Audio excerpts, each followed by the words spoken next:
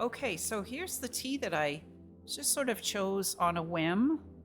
It's called Hei Cha, and this is from a company called Tea Source, which is one of the first companies that I really started buying a lot of tea from when I got interested in the hobby and researching more because their education is just so great on the different types of teas, where they come from, how to prepare them, and all of that. So this is something that's called a dark tea, um, which I believe is what Hei Cha actually means in Chinese. Uh, or sometimes you could also translate it as black tea, but it does not mean what English speakers think of as black tea. It means dark tea. And in Chinese, what we think of as black tea is called red tea in Chinese. And it does often have some sort of red, tones in it when you pour it out. So I could see where that came from. But when they say dark tea, they mean, or black tea, they mean something like this, which is a post fermented tea.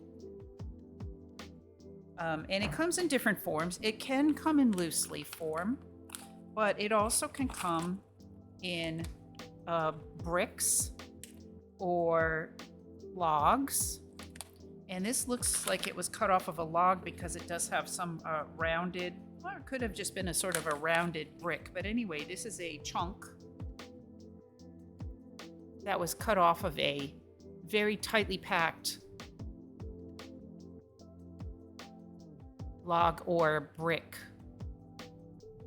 of dark tea, and I have had these forever. I liked this so much and thought it was so good at the time, which we're talking like 10 years ago maybe, that I bought a couple bags of it.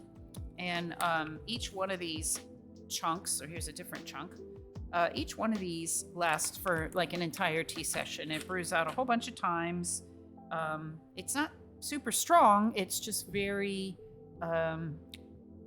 what's the word I want? It's just re-steepable. I guess you'd call that hardy or something like that. But anyway, you could get a lot out of one piece, or it's also would be a great kind of tea to drop into a thermos and just keep adding hot water to it all day, because it does hold up well. There's no bitterness in this type of tea that I've ever noticed. There's no astringency, so it's pretty bomb proof. One of the things that makes this kind of unique is usually or often is a characteristic of this type of tea to have a golden flower mold in it. So one of the few kinds of mold that I enjoy eating or think is acceptable is this golden flower mold that grows in this tea. It's probiotic, and it's actually good for you, and it also brings like a really interesting sweet flavor, almost kind of like a little bit of a mushroomy flavor. I don't think I'm really making this sound very good, but it's a desirable characteristic of the tea to have the golden flower. So I'm going to go ahead and go to another screen. Just kind of show you. This isn't the company that I bought this from because they don't carry it anymore. The Tea Source. Here we go. Hope you can still hear me when I sit over here. But here's Yunnan Sourcing, which is an amazing educational also source for all kinds of tea from a particular region of China, but other regions as well. And they also have a lot of dark tea. So here's their whole page on Hei Cha. And I'll just give you the quick rundown on it here. This type of tea is very old, going back into history as one of the original post-fermented teas. Here we have tea leaves that are piled up and fermented using different kinds of post-production techniques. The result is the characteristic golden flower or tiny fungus that creates a rather unique therapeutic brew of sour sweet tea. This tea is also aged similar to pu'er and has become increasingly popular. We entreat you to try this lesser known type of fermented tea. Again, I'm not sure if this sounds like appealing to everybody, but it's quite good. It's very mellow is one way I would definitely describe this. So here's some pictures of like what a brick of it would look like. Here's a really good picture of what Oh, sorry, my chat is up over that, but you see it on the right side here. There's a sawed off piece of a log, and the log is behind it wrapped in bamboo. And it's so densely packed. Oh, here's very similar to what I've got today. It was in a brick and then they sawed it into little squares. So it comes in different, here's another log kind of shape. It also can come loose in a basket. And these are typically aged. So you can kind of see, one thing about Hei Cha, I've got to say, is that it's not made with high quality leaves. Like, it's not restricted to the top leaf and bud or anything like that. It tends to be pretty rustic leaves. You know, they're pretty. They can be really big old forest floor looking leaves, or they can be kind of chopped up looking leaves, especially what's going to go into here. Or, you know, maybe I'm just thinking that because by the time it's pressed that tightly and then you you know, saw off a chunk, that there's going to be a lot of broken material in there. But in any case, I think you can kind of get an idea of like what it looks like. And this can be a very sought after tea. Can be very expensive. I think originally it wasn't, but kind of like aged pu'er, it kind of caught on, and I almost feel like it's in the second wave of, you know, after the pu'er market got, you know, saturated and all the good stuff got bought up, that people then started looking at like, well, okay, what's sort of similar to it, has some of the same properties that, you know, I can buy instead. What can I try instead of aged pu'er? And I think, you know, all the different varieties of dark tea kind of came into the spotlight after that.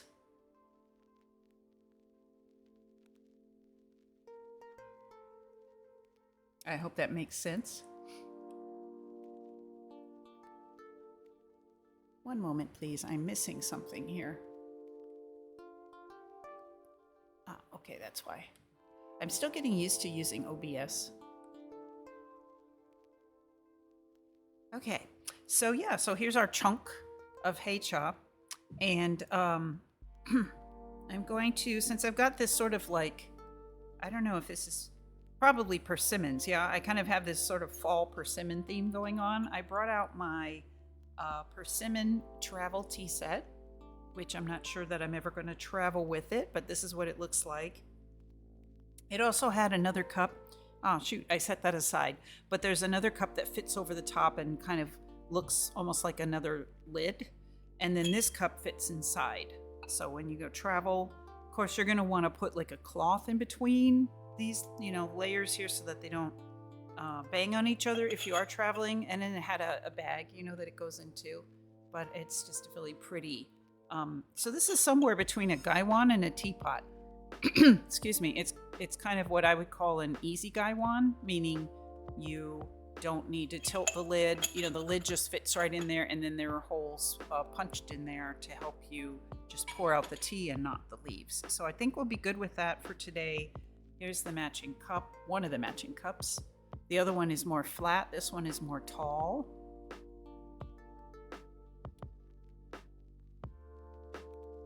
Actually, I feel like this one is smaller. The thing with the flat one is Hei Cha is usually drunk in a more flat cup, and I can't remember why that is. It's because it's not considered to be an aromatic tea, and so you don't need to concentrate the aroma. And you know, this more tall teacup is more for like an oolong tea or an aromatic tea, but I'm not going to worry about that for today.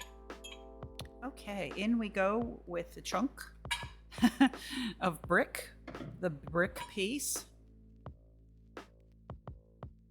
And I will put a little hot water on it and give it, let's say 30 seconds or so to loosen up a little. And for as long as I've had this in storage, I think it's a good idea to, you know, give it a little rinse and a little warm up. So let's do that. The brewing directions on here are just for dark tea in general. Says it's medium bodied with fresh, clean, earthy notes. Use half of 1 cube per cup and brew multiple times. And then there's a different preparation label underneath here saying do not use boiling water. I'm not really sure we need to worry about that, but my water is heated to about 205 degrees anyway.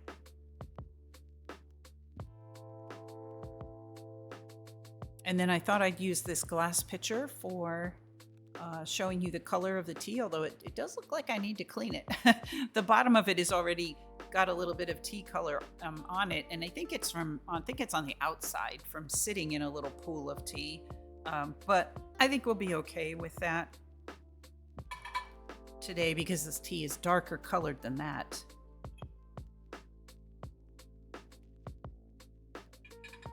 Okay, it's starting to just fall apart a little bit. This type of tea does tend to have, like I said, a lot of little particles and stuff that come off of it because of the,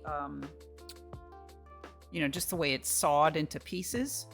As I'm poking this here with my tea knife, this is not a letter opener, it's actually a tea knife. It does kind of look like, it definitely looks like a letter opener though. The layers are not coming apart. That might take a little while before that happens. But we do have a little bit of color coming on it, so I'm going to go ahead and just pour this out, and then we'll start brewing it for real.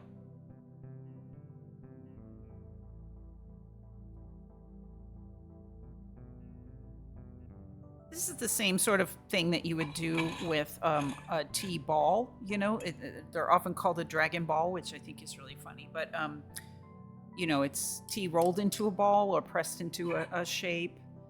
One of my favorite teas I have made on stream not that long ago, and it is a dark tea pressed into the shape of a heart, and it also has rose petals in it, and that's also from Tea Source. It's called Dark Rose. But in any case, they all really take a little while to open up, and they benefit from this, either, like I said, you can soak them in a thermos even, but they do seem to benefit from a bit of a soak. Okay, I know this is off to the right side of the screen, but you can still see it. For anybody who's new here, I'm going to be doing some hobby activities over here.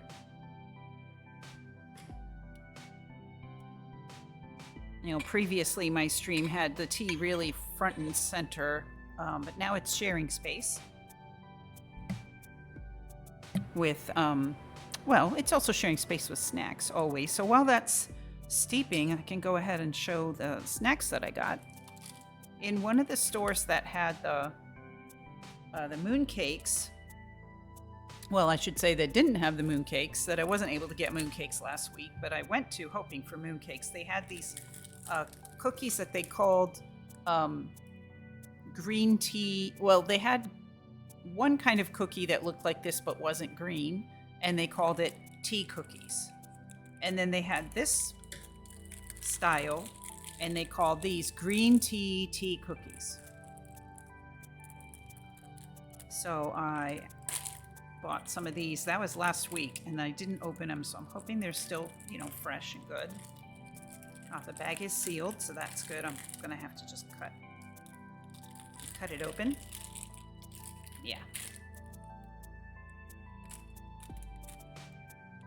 Cut it right below that little bag seal situation there.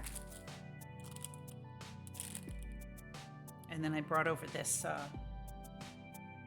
little wooden plank I can put them on. I couldn't, for some reason, I just couldn't find a plate that wasn't too big or too small, whatever. So I'm just gonna put some of these on here. Okay, they definitely have nuts in them. I think I had bought their regular, what they called tea cookies before, and was familiar with those, so I decided to try the green ones. And I do remember them having nuts. They kind of remind me a little bit of like an almond cookie, or like those Russian tea cakes, that have the nuts, but then they're rolled in a whole bunch of confectioner sugar. These do not appear to be rolled in any sugar. Well, you know what I should do? Or maybe I can just put something on top of this. I want to kind of seal these back up so they don't sit here and get humid in the Hawaii humidity. How's our tea going? Okay, so the chunk of tea is now floating to the top. When I moved it, like some parts of it just sort of fell off and, went to the bottom. But as I hope you can see over here, it's still quite solid. So no harm in giving it another minute. I will be right back. Yeah, I'm going to get a little, clip for this bag.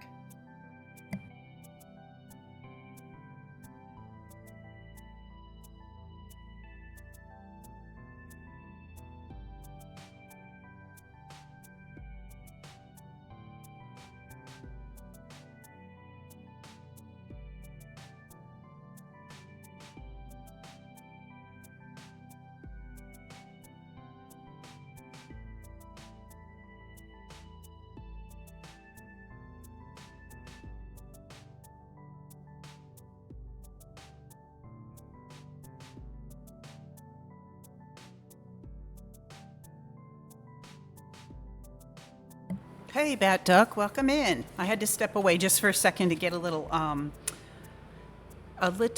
clip for my bag of cookies so that they don't get, stale in the humidity today. Hope you're doing well. Lurk mode. Okay, welcome in. Thank you so much. I was just about to open these mooncakes and get them on the plate so we can just see them. But I think the time is right to pour out this pitcher of tea. I hope I didn't pour the water too high and make the teapot too hot to handle. Kind of feels a little bit like I did. Oops. All right, and I'm going to get my leaf strainer on here because there are lots of little pieces. All right, I'm going to use two hands here, sort of awkwardly because the edges of this are very hot. There we go. Excellent. All right, you can see we caught some of the pieces, the little crumbs, I guess. And here's what the color of the tea looks like. So yeah, this is fairly expected, I think, for this type of tea. The color is often like, I don't know why, when I think of dark tea, I think of something almost murky, like it's been composted and it's really, it's going to be like super black or funky in some way. And then it's always like really pleasant. It's always this sort of amber honey color like this. I can still brew it darker, but it's doesn't ever really, look how clear that is. It doesn't ever really come out the way that I'm always kind of thinking it's going to. So, and I don't drink it often. I don't drink it as often as I used to by far. So it's always a pleasant surprise. It's like, oh yeah, that's right. It's a really nice tea. It's really pleasant. It's not funky and weird. I will say it has almost no fragrance. Oh, hey, Texas, welcome in. Let me give you a shout out. Cereal and Blueberry are still in the middle of their move. I checked in earlier. And they're like on that last day where they, you have to clean out your old apartment.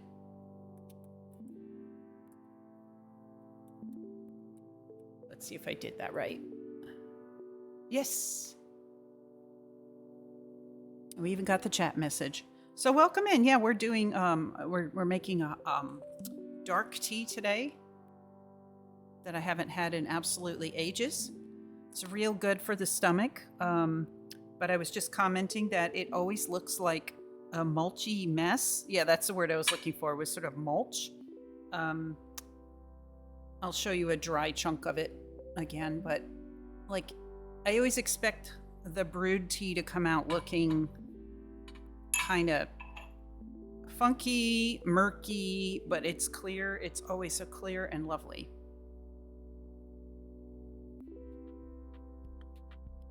And so I opened my bag of green tea. They're called green tea cookies that I actually bought last week while I was looking for mooncakes, and then just kept them because I couldn't find any mooncakes. And then I was just about to open the mooncakes that we managed to get this weekend. Better late than never. And I will show you a chunk of this tea just so you understand that it is something that was sawed off of a brick or a log.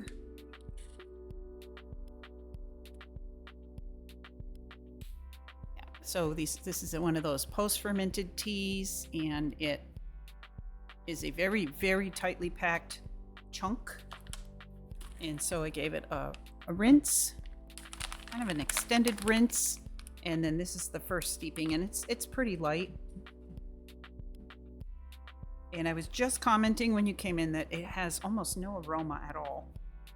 It's not considered to be an aromatic tea.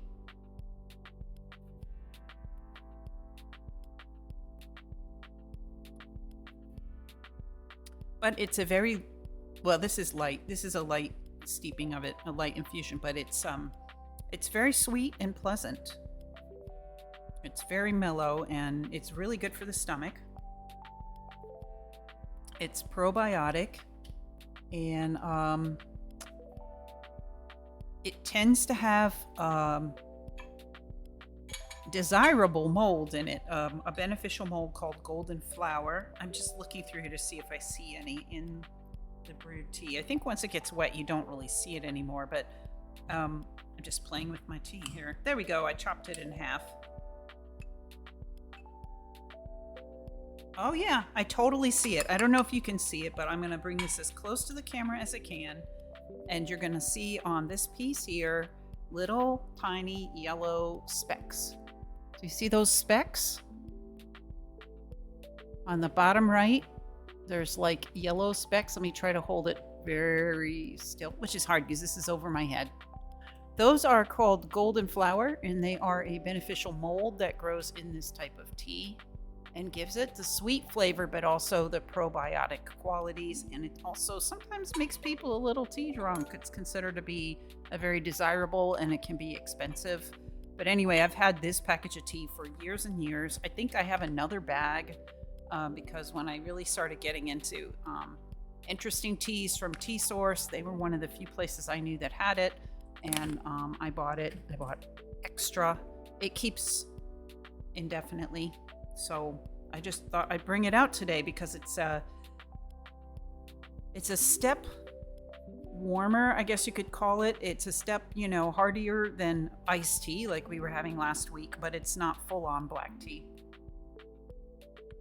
It kind of suits this in-between summer and fall, season that we're in right now, where my setup kind of wants to be fall over here.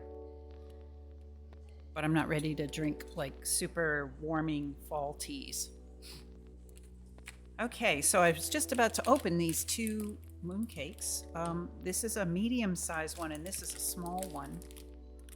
If it was up to me, I would get like all small ones because it takes me forever to eat something like this. Mr. Oolong can't eat them normally or doesn't care for them. So this one, I got these from the vegetarian Buddhist place, not the vegetarian Vietnamese place, although they also had some. But I got these from a lunch place that I used to go to when I worked downtown. And they are a vegetarian Buddhist restaurant. So I think they're from Taiwan, the people. And so they assured us that there's no egg yolks in these, which I really don't like. So this one says mixed nuts. This is the larger of the two. These are the baked type mooncakes, not the ones that are the snow skin, that have like the mochi skin on them. These are the baked kind. Let's see if I can get that out of there. Yep. Here's the back of it. They're very rich and heavy. So I'm gonna go ahead and put that on my owl plate here. Maybe I'll save the little thing it came in though. I can probably put it back in the fridge in that later. And then this is the other one. It's a small size one, and it says it's dates. I guess I missed their, when they had the best selection, they had a sign up with all kinds of other ones, but they only had a few remaining. but sometimes they have coconut, pineapple. They did have durian, but I was too chicken to buy it. But they did have durian filled ones. But that was about it at this point. Look how pretty this one is. I have never seen a rose or, flower shaped one like this before. The baked ones you've had have been really dry. Yeah, I've kind of experienced that I'm pretty sure they are intended to be had with tea, but I know what you mean. This is the back of this one. But yeah, it's pretty. So this one's got dates inside. They're always super dense. So that I am just expecting it to be very, very dense. But it is almost kind of on the sticky side. So there's my beautiful mooncakes. And so I've got that, and I've got the green tea cookies, which it's kind of a big nut day. There's nuts in there. And I didn't bring like a bunch of fruit over, but I do have standing up on my tea tray a beautiful blushy pear that I got yesterday and then just struck me as like so seasonal. It smells good. I'm not sure if it's ripe yet or not, but I'm almost enjoying it more for the decoration aspect of it. And I think I read somewhere that these blushes are actually just like painted on, to make you want to buy the pears. I bought a case of these yesterday at Costco, which isn't as many as it sounds like. I think it was 4 pounds, but only a couple of them had the pink on them, and the rest were just, like this, just green. But this one had the leaf and everything, so cute. So it gets to sit here and be basically today's tea pet. All right. So yeah, I wish I could describe the aroma of this tea, but there almost isn't any. And of course I've got the tiny fork here. I think I'm going to go ahead and try one of the cookies first. And also I think I could go ahead and add hot water to this tea and let it steep another time.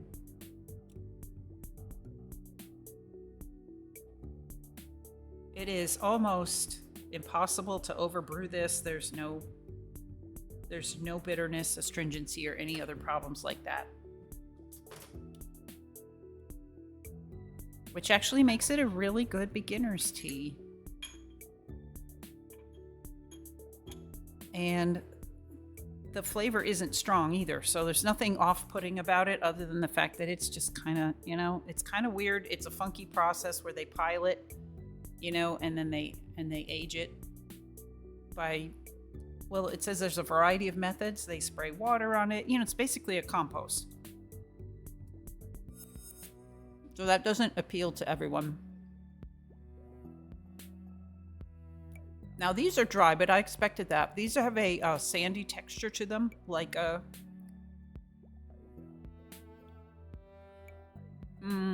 not very buttery shortbread. I guess there's some green tea flavor. Yeah, it takes a little minute to come through. They have a toasty flavor to them. The bottoms are fairly brown. There's some focus. Okay.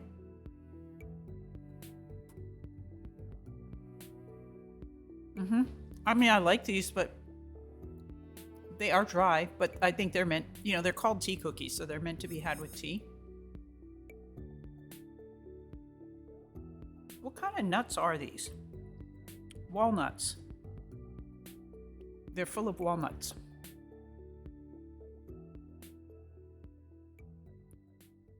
I know they look like they should be pistachio, but they were called green tea cookies. And then the regular ones that were just kind of a beige color were called tea cookies. And I've had the regular ones before, and they're just kind of like a, shortbread kind of flavor. I think they just put green coloring in them, to be honest. But there is a faint green tea flavor. It's not real pronounced. It's not like a matcha. When you get like a matcha baked good and you're like, oh my God, so bitter, in a good way.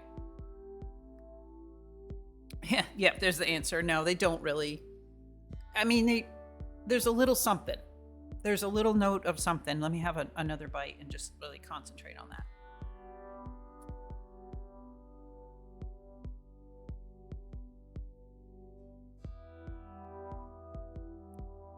They're not sweet almost at all. So I like that.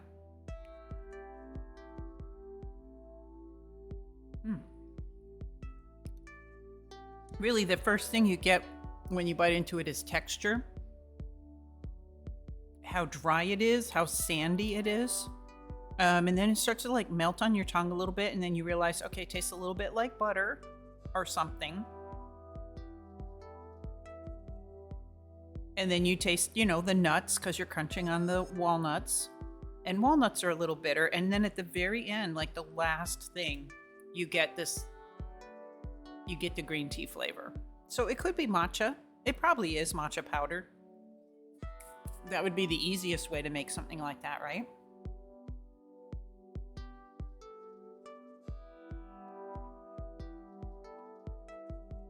I turned off my crunch redeem because I didn't really have anything crunchy today, but these are a little bit crunchy.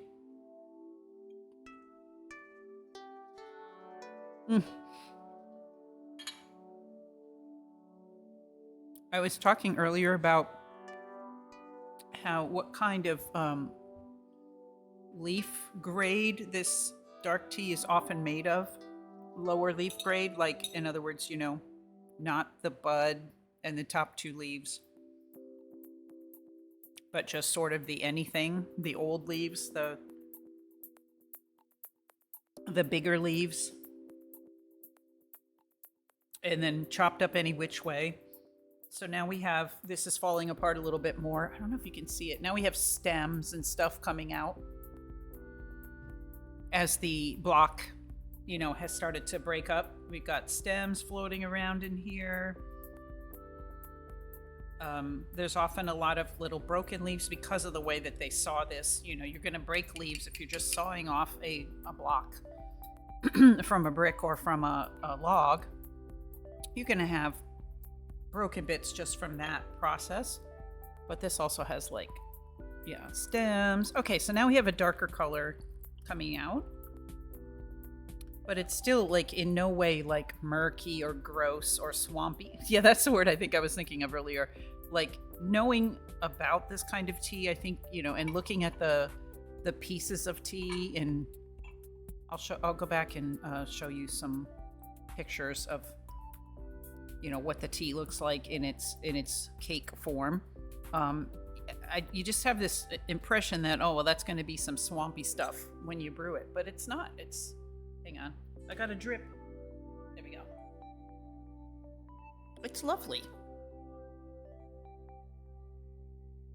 and it's usually kind of sweet. It's just agreeable. I think it's great with food.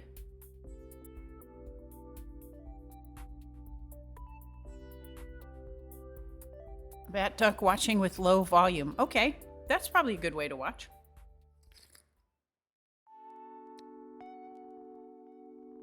I think our buddy Apex is on right now still. Are you thinking I'm pouring a nice bourbon? See, it's beautiful, right? Yeah.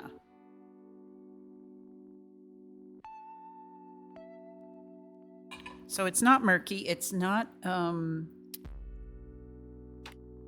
funky flavored. There's nothing funky going on, despite the fact that it has actual mold growing in it. It's just sweet and mellow. But it's not even that sweet. This really reminds me of what has been said about aged, pu'er in general, which is that it's the taste without a flavor, or something like that.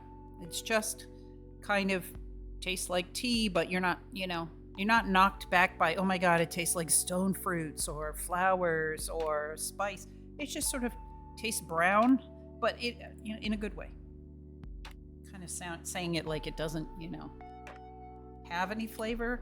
It's just a very sort of simple. It's very simple. Okay, I'm gonna go ahead and try to cut into these a little bit. hate to mess them up, but you know. And I've got my super sharp little knife here. Let's move. Let me give the most space I can for cutting, so that I don't run up against the end of this plate. Okay, this is very dense.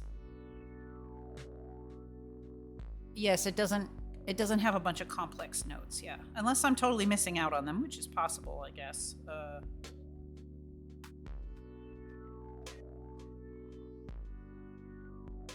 Oh, this is super dense. This is the mixed nut one. So I literally feel like I'm just chomping through, like, well, you know how a fruitcake is, right? Where it's just packed full. Yeah, it's basically, wow. And you know what also? Sorry, I'm smelling on this. Just for a moment there, if I didn't know that I bought this from a vegetarian restaurant, Buddhists who would not lie to you, I swear I thought I smelled some kind of meat or, you know, suet or something in there. I'm going to go ahead and cut another little piece. But I'm not even sure these people use butter in their cooking, so I'm pretty sure it's not. But some mooncakes do have, you know, they'll have, well, the duck eggs. That's famous. That's considered to be a feature, but I don't like it. Oh, so much fruit. Okay, I'll hold up the cut one so you can see. They called this mixed nuts, but there's a lot more than nuts in there. This side seems to have a ton of cranberries or cherries or something. This side, it's got, I think, pineapple. I see pistachios, some other stuff. It smells savory, you guys. That's interesting. I really expected this one to smell more sweet, like a fruitcake, because that sure is kind of what it looks like. But it smells... almost smells like it has garlic in it or something.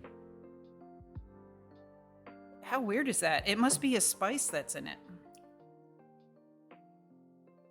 Anyway, here's my little pieces. I'm already like munching the little crumbs that fell out. Let's see if there's enough room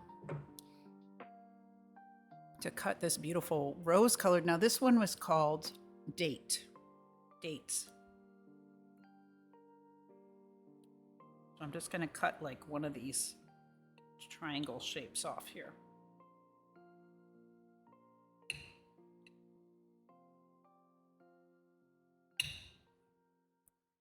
All right. Definitely looks like it has dates in it. But also nuts. Focus. So this is why Mr. Oolong can't, you know, ever really have mooncakes.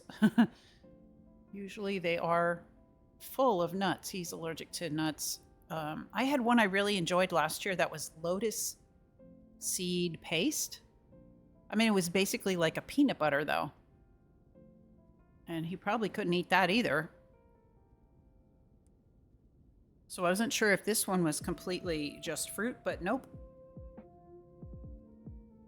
It's full of nuts as well. Not as full as the other one. Okay, so we have our mooncakes ready. Let me wipe my hands. They do feel a bit buttery or oily or something.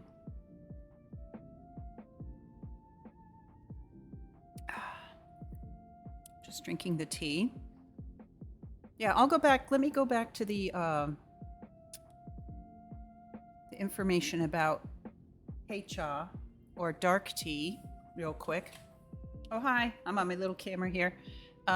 So this is not from the company that I bought it from because they don't carry this particular one anymore. But this is a general information about Hei Cha. Sorry, I'm leaning over towards my microphone here. This type of tea is very old. Going back in history, is one of the original post-fermented teas. Tea leaves are piled up and fermented using different kinds of post-production techniques. The result is the characteristic golden flower or tiny fungus that creates a rather, oh, it's a fungus, not a mold. Excuse me, a fungus. That sounds better than mold. It creates a rather unique therapeutic brew of sour sweet tea. I'm not really noticing any sourness in this tea, just FYI. It's also good age, similar to pu'er, and has become increasingly popular. So, well, here's a really good picture of, another very nice clear infusion of tea. And then, let's go back to the first page, and it kind of shows some of the different forms. Liu bao is often fermented in a basket, and sometimes you can buy the whole basket. And that one's loose leaf. Otherwise, it comes in a brick like this. Cakes are often sawn off of a giant log. I actually have some in my tea storage that are, I have a sawn off log, and I have a brick like this style brick. But these little hei chas are, just little cubes that were already cut up for me, so it's kind of nice. So yeah, here's something that's sawn off of a log. Here's an entire little log here. This is most similar to what I have here. And here's another slice. It looks kind of like a tree slice. It's a slice of a giant log. Oh, good question. Tex said, do you just use a serrated knife to cut them at home? It's, they're too hard for that. So, I mean, when they cut them off of the log, they use like a bandsaw kind of a thing. And so you would have, this is a tea knife here, but I also have a tea pick, which is more like a very tiny ice pick. So if I wanted a piece off of my brick that I have, I would just try to pry off pieces. It's not really safe to try to cut them yourself. It's unless you have like, DIY tools at home that you use for woodworking or something. But it's so dense that they use like a bandsaw. Yeah, you pry it, you watch your fingers.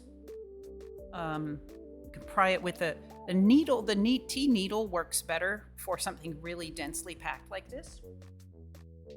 And then the tea knife works well if you get one that has layers, and the leaves tend to be really large. So if you can get in between like two layers and then break it off, then you get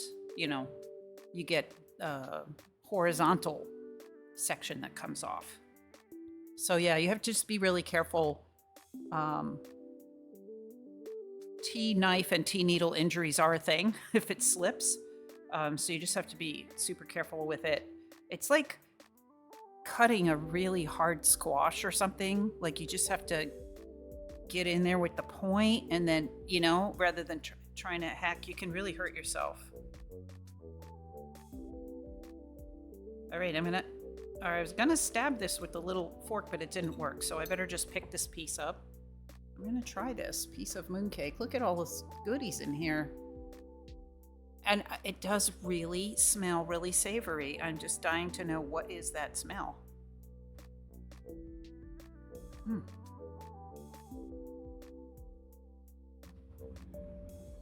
Yum. I'm tasting a piece of pineapple.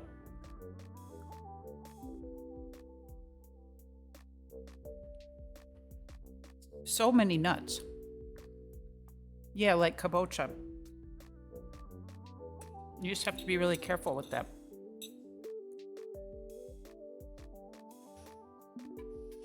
Oops. My leaf strainer came along with me.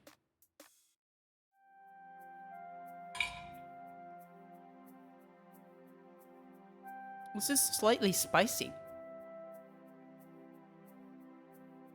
What kind of spice, I'm not sure. It's almost like, I don't want to say hot spicy, but it's definitely a warm flavor. A little bit of spice.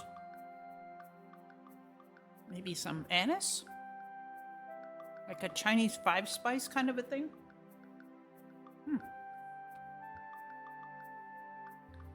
It doesn't taste at all like American fruitcake. I just use that as like a description of the texture and the density of it.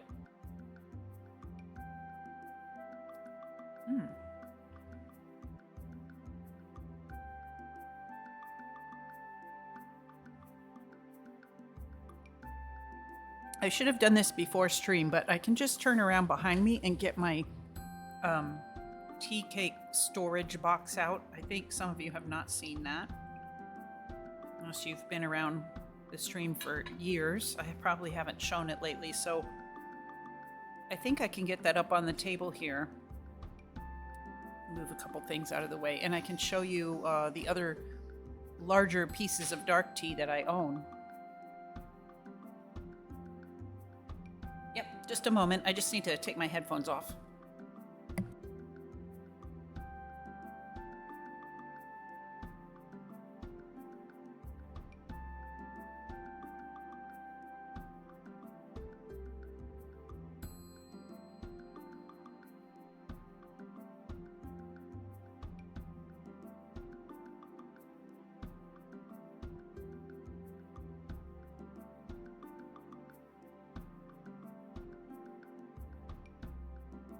Okay.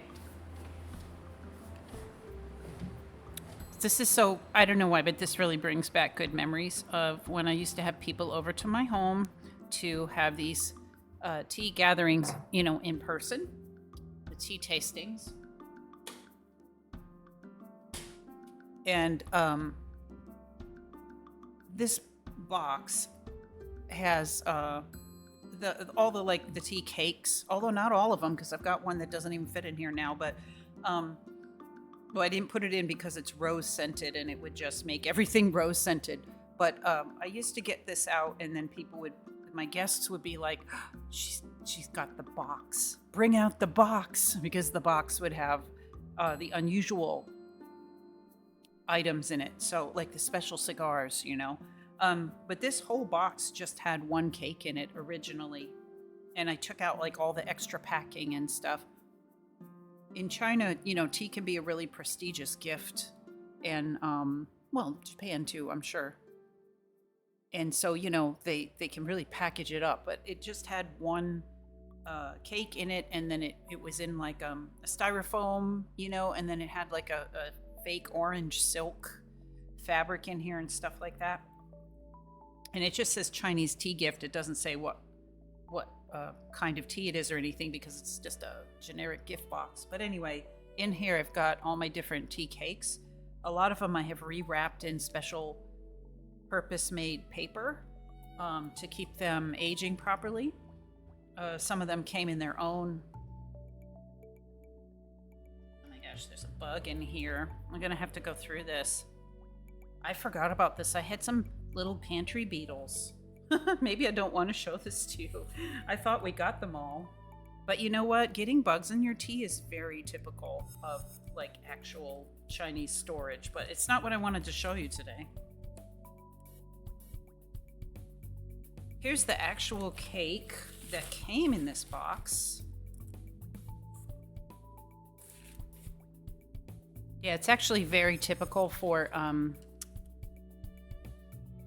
tea cakes in China to have holes in the wrappers and stuff from bugs, and it's not considered to be a big deal because I'm not a fan of it. But anyway, this was the tea cake that actually came in this box. And Tea Source was such a good, you know, educator all the time that they put in all this information with it. So this is a 2007 dark tea cake, and you can see the wrapper's already really old. So this is a more standard type of tea cake that you would know from pu'er or black tea or anything like that. It's very large. I rarely drink it. It's very good, but it does make you like super stoned. So it's not something that I tend to get into alone, but it was really fun with the group. And I'm not really sure why that would happen. I think it's probably high proportion of the golden flower. Which other ones are dark tea? With this wrappers that I've put on them, it's really hard to tell which ones are which. I can feel this one being really heavy and dense. This is one of the ones that's sawn from a log. Oh God, bugs are totally in here. Okay, so here's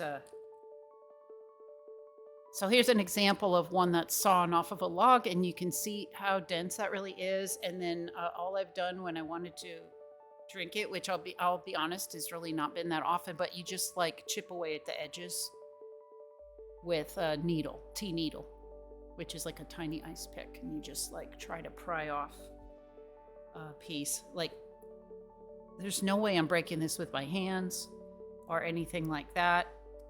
It's like a piece of wood.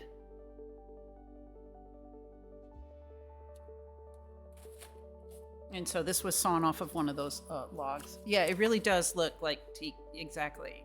So this is a type of dark tea. There's no year on this, but it would be about the same age as the other one. Yeah, that's what I was saying. And then you make it, and then it's surprisingly mellow, and the tea liquor is surprisingly clear. All right, I'm gonna have to put this aside and address this beetle situation. I'm really glad I opened it. Maybe not on stream, wouldn't have been the best time, but we did have in that cabinet, I thought I had gotten everything. Most of my tea in there is in sealed, envelopes like this, or tins, very tightly sealed. They had gotten into some hot cocoa mix that was in a Zip-Toc bag that wasn't properly zipped.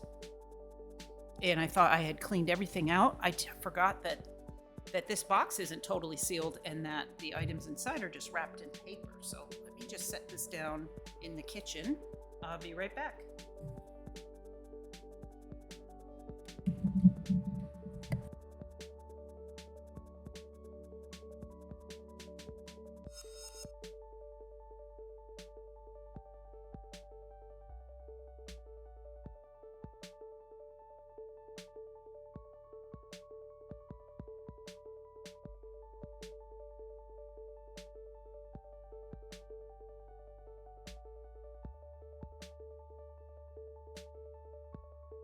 Okay. And so, I am a very meticulous person. And so I hate having, bugs in my kitchen or my food or anything like that. But the reason that, I'm not freaked out about that is that it is pretty not very unusual for bugs love tea. Tea is very nutritious. It's not ideal to have them in there, but if it's cakes like that, you can get them off, and then of course you're rinsing. Like, I gave this a good rinse before I used it. You're rinsing it in boiling water, and you're pouring that off, and it's gonna be okay by the time you're ready to drink it. There's even a kind of tea that's bug poop tea. It's like, and again, this is more of a Chinese thing. This is not something I'm really into, but it's very typical for warehouses that have, tea stored in them. Just in those paper wrappers like you saw there, and they're just stacked up on shelves. And it might be in some farmer's spare room or something. So it's very, very typical for these little, borer type beetles to get in there. And so it's very typical with aged tea to see the round holes in the wrapper and, know that, bugs have been eating on the tea, and it's just kind of what it is, because it's not kept in sealed conditions, and if it were, it wouldn't be able to continue to breathe and age properly. So oh, hey, Fleur Artiste, welcome in. So it's very sort of normal for that to have it. I don't prefer that for my own tea, to be perfectly honest. I'm not thrilled about the bug thing, but you know, what am I going to do? I'm just going to clean it up, get them all out of there, and clean it.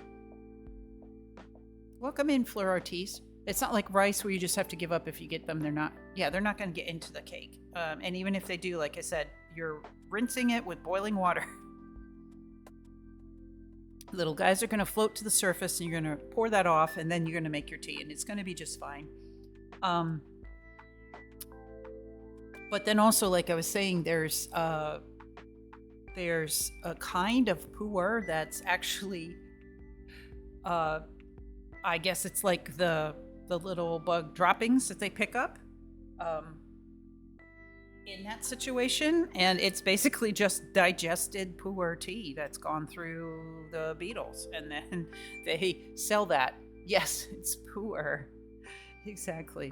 So that's a thing. No, I've never had it. It's not something I'm interested in buying, but it's even a thing. It's like bug droppings tea. So it's processed. It's further processed. I'm hoping I don't have any of that. So hi, Fleur Ortiz. How are you? Today we're making dark tea, which we were kind of joking looks like, you know, mulched up compost. It certainly does. But the resulting tea it's very clear and lovely. It's very, very mild, and it does have okay, I'm gonna remember to call it fungus and not mold. But this one, oh, I just broke another layer open, and I can see more of it. So these little Hei Cha cubes that I've had for many years are just chock full of this golden flower fungus, which is very desirable. And yeah. Oh, hey, thanks for the lurk, Kelly McFinch. I'm not really interested in eating pre-digestive stuff. Yeah, it's just not. I'm not sure what the attraction is or why that's considered to be valuable. Probably just the uniqueness of it, the novelty. Then again, I drink kombucha and other fermented things, and I mean, if you think about it, that's what's going on there. No pu'er tea. Yeah. Oh yeah, that coffee that gets pooped out by civet cats. Yes, that's the idea. Yeah, it's pre-digested, pu'er, and it's just like tiny little round pellets. Well, you can imagine what it looks like, and then you can brew that. So whatever. I'll tell you what, I'm certainly not paying extra for it. Okay, and then these are the mooncakes that I have. So I already ate a little piece of the one called mixed nuts. It's very fascinating and has whole kinds of things in it. Here, I'll put that on top so you can see. And then I haven't eaten this one yet, but this is dates, and it looks chocolatey, but it's really just dates. And then, well, I don't really know what it is. It said dates was the description, and it looks like it has maybe walnuts in it too. So I'm gonna go ahead and have a bite of that.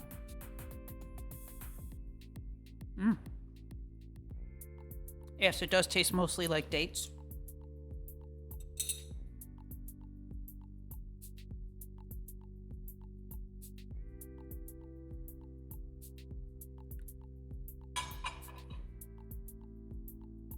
Okay. Oh, I like both of them, actually.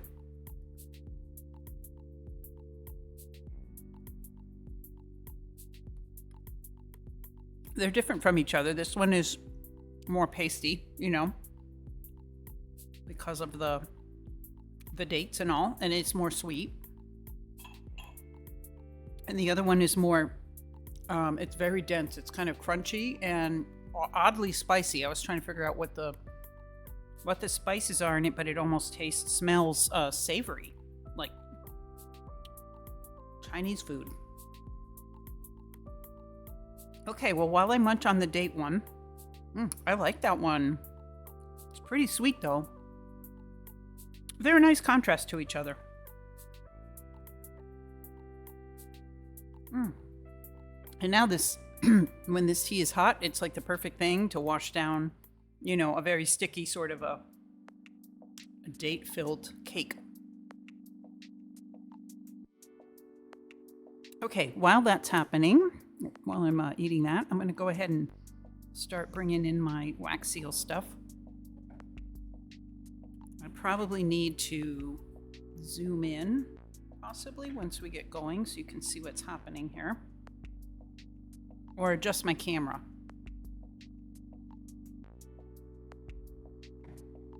So actually, the more I zoom in, the less you can see. So let me just adjust. There we go. I'll adjust the angle.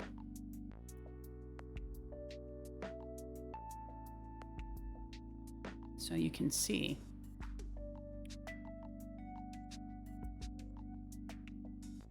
Then I can sneak this card in over here.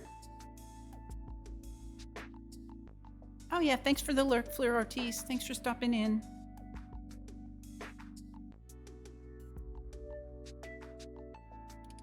This is so heavy with all these agates and stones that I have now. I'll just keep using all of them because I can't decide which ones I like the best.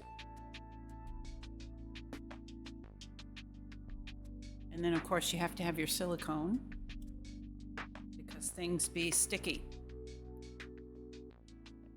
All of the silicone here. Okay.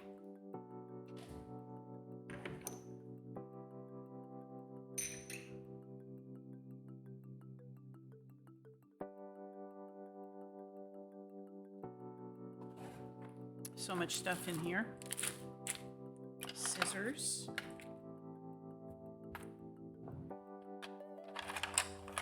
Spatulas of all kinds. Take these two. Haven't quite figured out how to get these totally clean.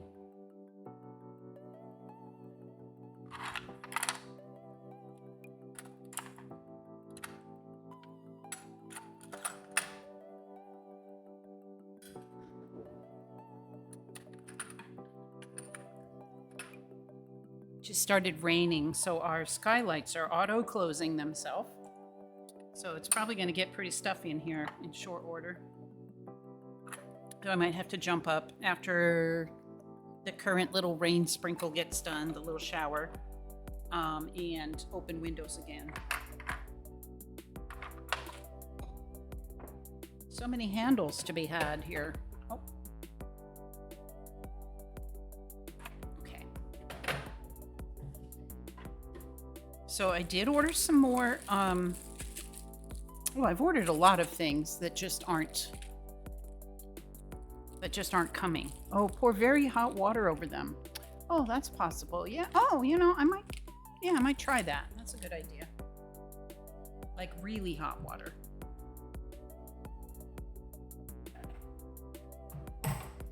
Anyway, I was saying I've ordered a bunch of things that have just not come in, that are just so far, you know, behind.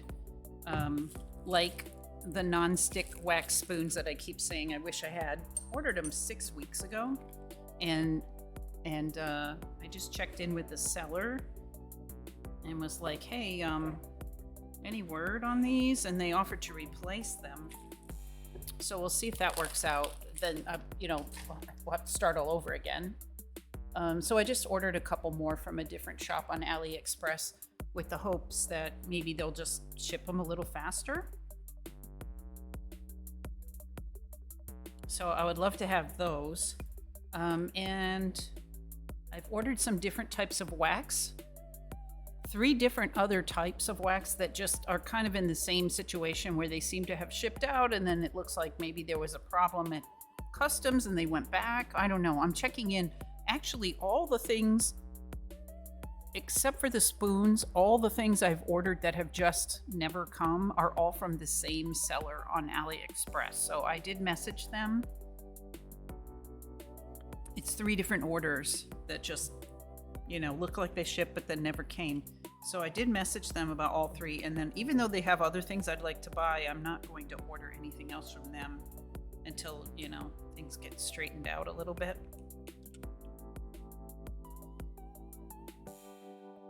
Today I was thinking of just maybe using some of these botanical stamps that when I got this whole set of so many stamps in,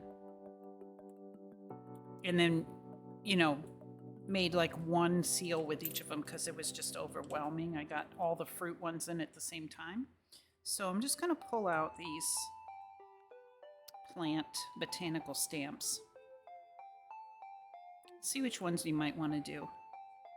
I even have a lot of these though. They came in a set. Okay, for now I'm going to put this one and this one aside. It is true that things tend to take longer to get to Hawaii, but yeah, I don't know what's going on with the whole, like, if you follow the tracking, there's like a whole bunch of tracking, but it says like problem at line haul, item returned to seller or something like that. So I'm like, seriously, 3 times in a row, all from the same seller? It's like something's going on there. Are you trying to ship it like collect, or what's happening here? What's the issue?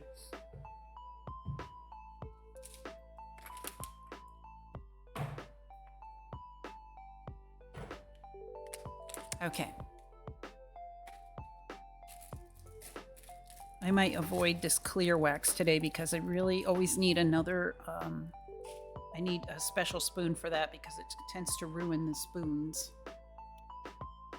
Okay, here are the ones I pulled out. And again, we probably don't need to or should use all of these. Here's the ones I'm thinking of, though, that are sort of maybe my preferred.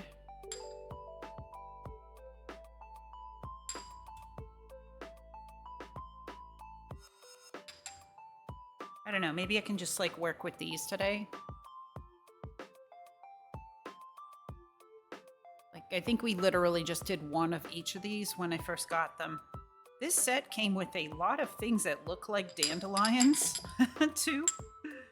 So I also have like these. Anyway, and then the rosemary one, and then the daisy one. So there's even more to be had, but I'll just put those over here for now. Look at my bowl of seals that we've made. Here's all the ones from last week are on the top with the sword. That was fun.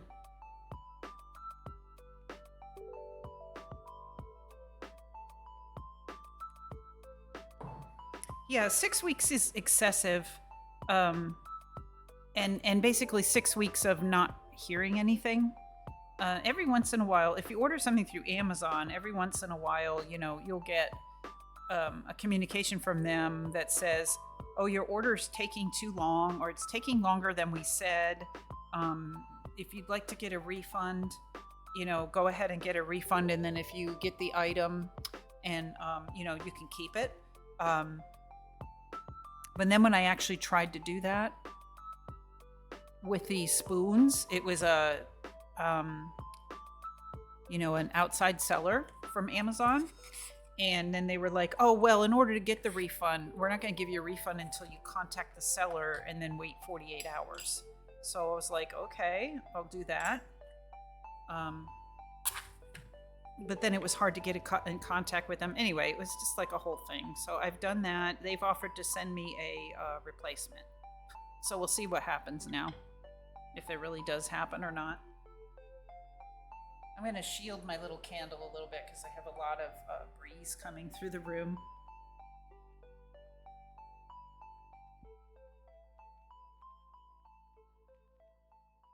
Three to 5 images seems to be the sweet spot. Yeah, not too many. I know it gets overwhelming when it's just doing way too many.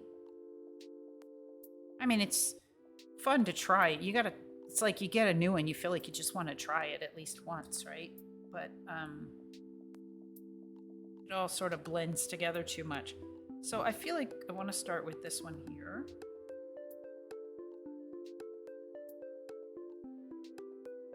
And I'll see if I can just put it on this short handle here. So I did start looking for more irregular shaped seals because I really did enjoy that. And I found one that immediately went out of stock before I could buy it, so that's not happening yet, but I'm going to keep my eye on it. And then I found one that I did order, and then I found a set of 4 that are square, and I hope that those are good. I think we'll like them. Well, I can actually make 2 at a time. Let's make this one and this one. See if this handle fits.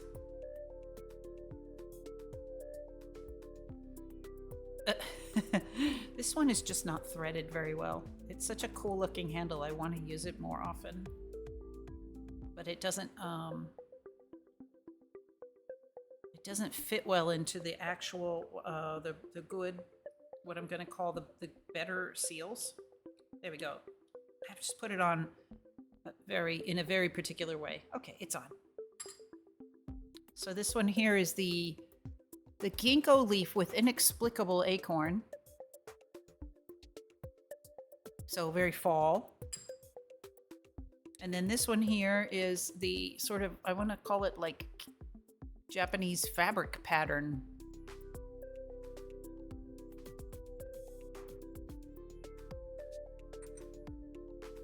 And I know we made this one in a red combination before. That was very pretty. Let's try some others though. My tea's getting cold. All right. Now I do have the very, very glittery fish wax here. I do have the clear wax, but like I said, maybe I would avoid that so that I don't have to clean the spoon, or I have to switch to another spoon when I use that. Otherwise, it's impossible to clean. So let's see what we do have. And I have tons of this. I ordered another set of this so I don't have to be as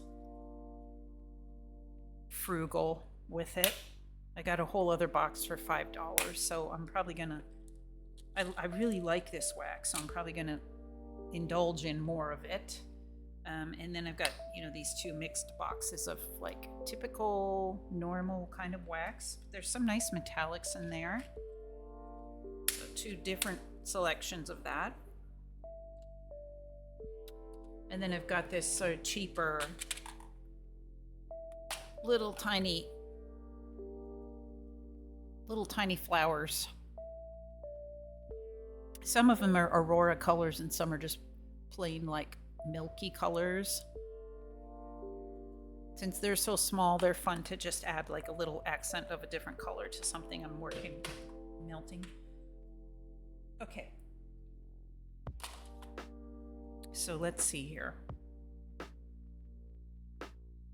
I think for the kimono pattern, I might go with some beautiful pinks.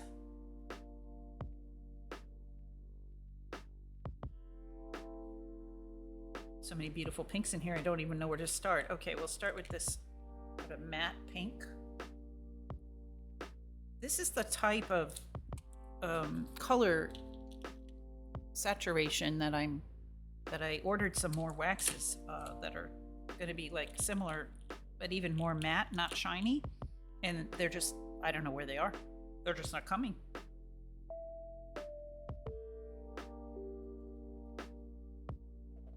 So let's do 2 of those. It's like a very creamy, that's the word I'm looking for.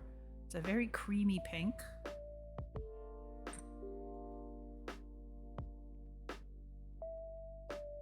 And then we can add, this is just a chalky white right here. Let's see if that's enough wax. That's going to be probably just the right amount. Because these are bigger, so this will be like 5 of the regular pellets. So much of it depends on the texture of the wax though, and whether it will pour out smoothly or not.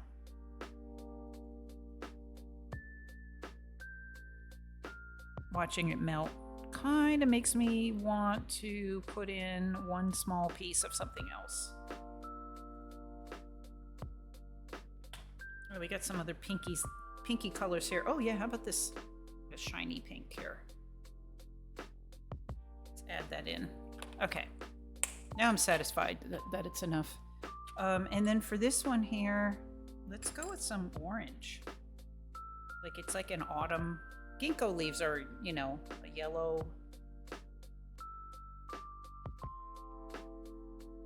So I'm gonna do 2 of those. I feel like I'm being really indulgent today and just using this.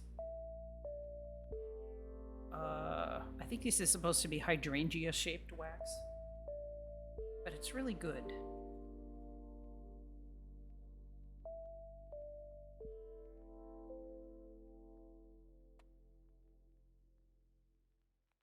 And then maybe like a gold.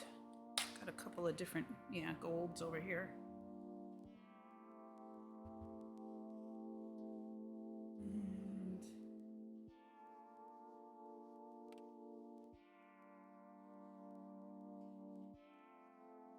This is a really weird looking soup I've got brewing over there, and that actually looks like I probably didn't need to add that extra piece of wax. Oh well, whatever.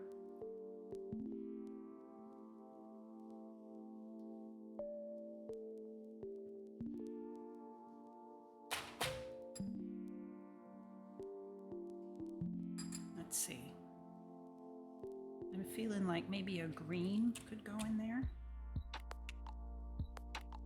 Yeah.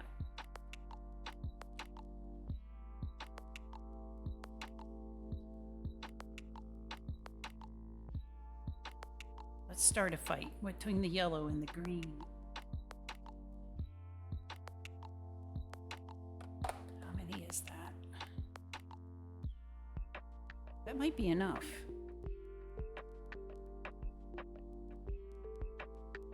Okay. I'm going to go ahead and pour out the one on the right and see if, I think that was just an excessive amount. I think I got carried away. This is the pink. Pink, white, and a pearly pink.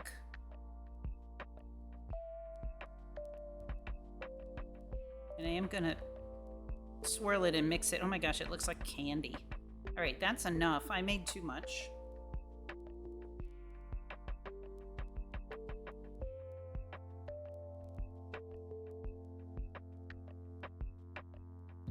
All right, I could have poured a little bit more, but it's good. It's all the way around. It's good. Let me clean the outside of the spoon before we get a big mess there. So you can see it's kind of like a very creamy color. It's too late. You can color a bit in red or green. Oh, that's true. Yes, there's always coloring possibilities. I should use my bigger spatula for this spoon. That's okay. That's okay. I am going to get a paper towel though.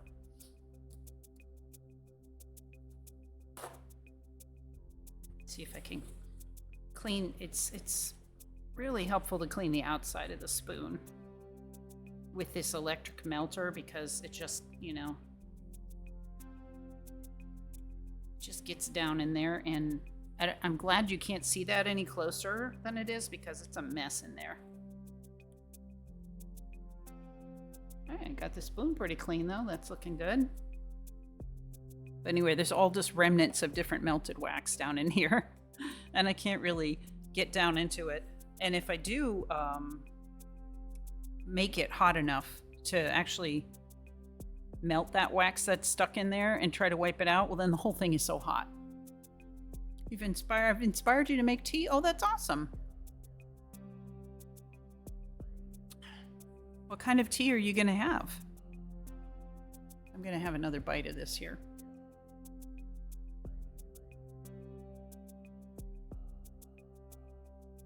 All right, let's see if this seal is done. I guess I could have poured a little bit more wax. Yeah.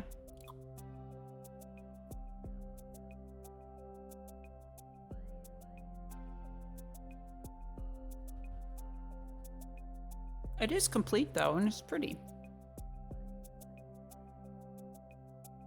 I guess I like a little bit bigger border around the outside. And I think I'd also like the colors to blend together a little bit more, a little better. So I think I will remelt this. It probably drives everybody else crazy that I remelt. And look at the swirl on the back. That's fun.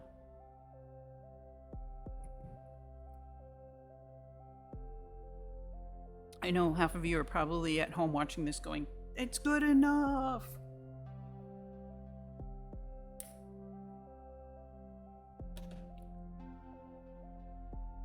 It actually is kind of fun to cut them back up, though. The feeling of cutting it with the little scissors is actually very satisfying. Maybe that's why I do it. I also have so many that I've made that I'm just like, you know, there's not really any reason to keep them if I'm not pleased with it.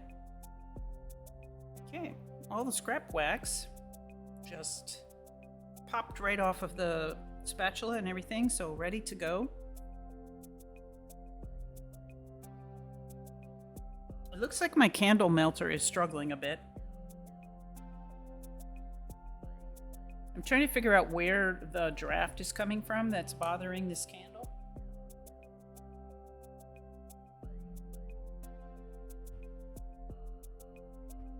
I think it's just coming in from the skylight above me, but I sure don't want to close that if I don't have to,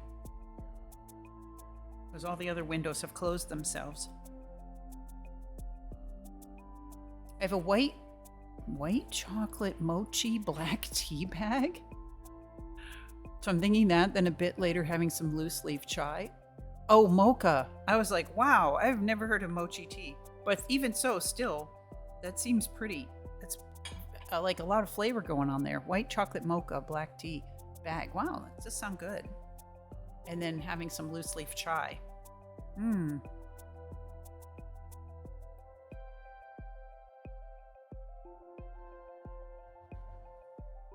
Okay, since I am nice and cool, I'm gonna turn my fan down a notch and see if that helps a little bit with the... I tried really hard not to blow the fan on where my candle's gonna be. I don't know if you can see, but that is barely melted at all. Like, it's just not really getting hot. Okay, that doesn't seem to make much difference. So it's not coming from the fan. The fan's blowing under the table. Like, I tried really hard not to blow it on the... It apparently has cacao shells. Oh, you know what? That sounds good. Yeah. That is probably really tasty. I wonder if bringing this closer to me would make any difference. Nope. I don't know if you can hear that loud creaking noise in the background. That is my various skylights shutting themselves.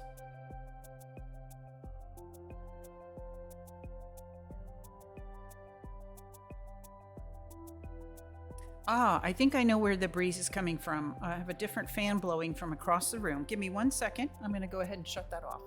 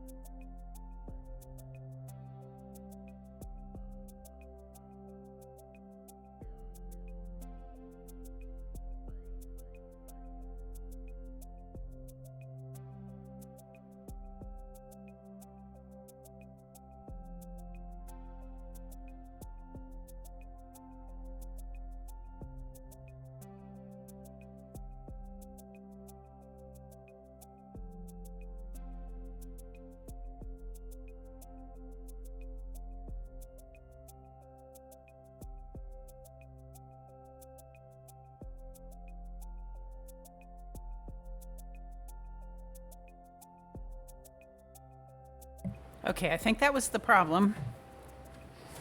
Mostly. Mostly. No wonder I was so comfortable, is that this fan was blowing on me from across the room, which I had turned on when I was setting up for stream and then forgot that it was on. But I have another fan that's blowing under the table and shouldn't be disturbing the candle flame, I hope. Cacao shells and black tea are the first two ingredients. No, that sounds really great. I have a chocolate ginger tea that's very light. It's cacao nibs and ginger. It's almost more of a light cocoa vibe. Well, that all sounds great. Yeah, cacao shells are good.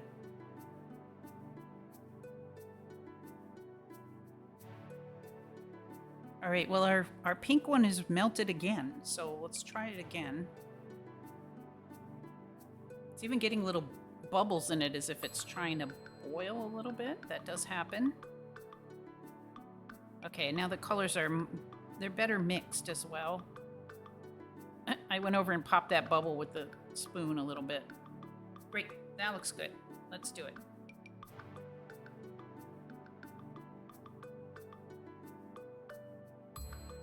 I'm still a little close to one of the edges, but it's much better, so I'm going to call that a success. And we've got a beautiful sort of a creamy spoon here. Looks like food.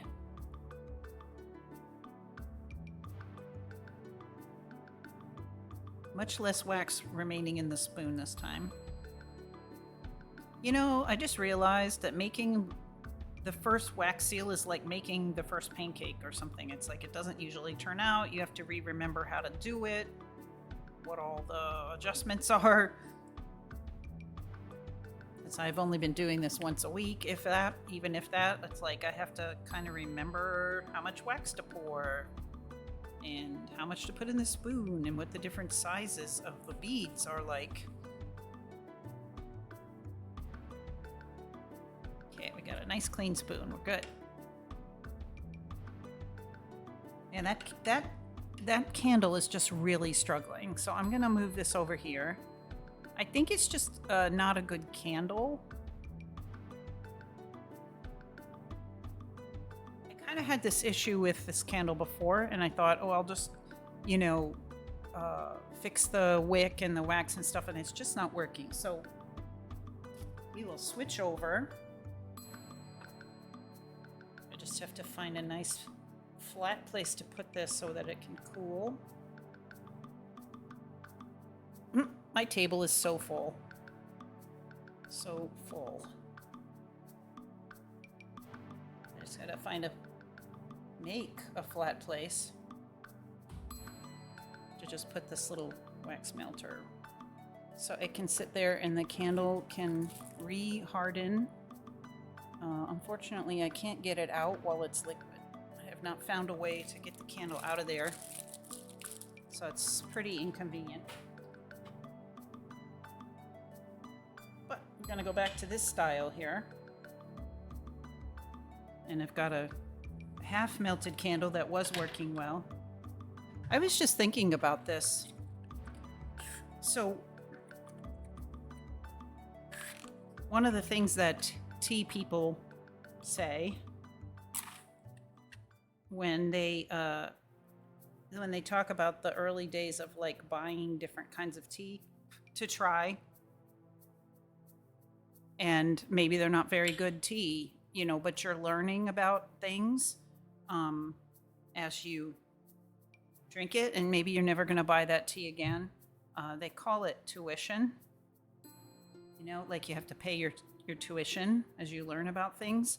And I was just thinking that some of these wax sealing supplies, you know, that I've bought that I'm like, oh, I'm never going to use that again, or that didn't work out. That's like tuition, right? You're just kind of like, all right, well, now we know that this style of thing doesn't work that well. Or here's the problem with it. Once the candle's melted, you can't get it back out of there. Buying that was tuition. Oh, doggone it. So now we have a sooty spoon because I have a very high candle here. All right, that's okay. We'll just clean this soot off later. We're learning. Here's our, oh, this is nice. Okay, this is the finished one. Let me get it up there and focus. Focus, focus. There's the focus point.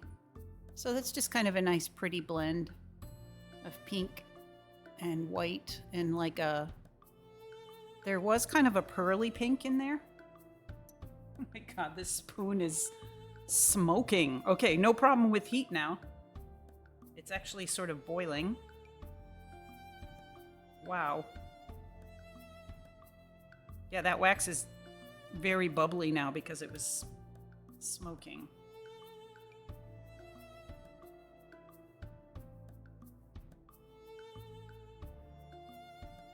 So this is going to be the ginkgo leaves. And you can see I got a bunch of soot on this, so we'll just deal with it. I got it off of there before.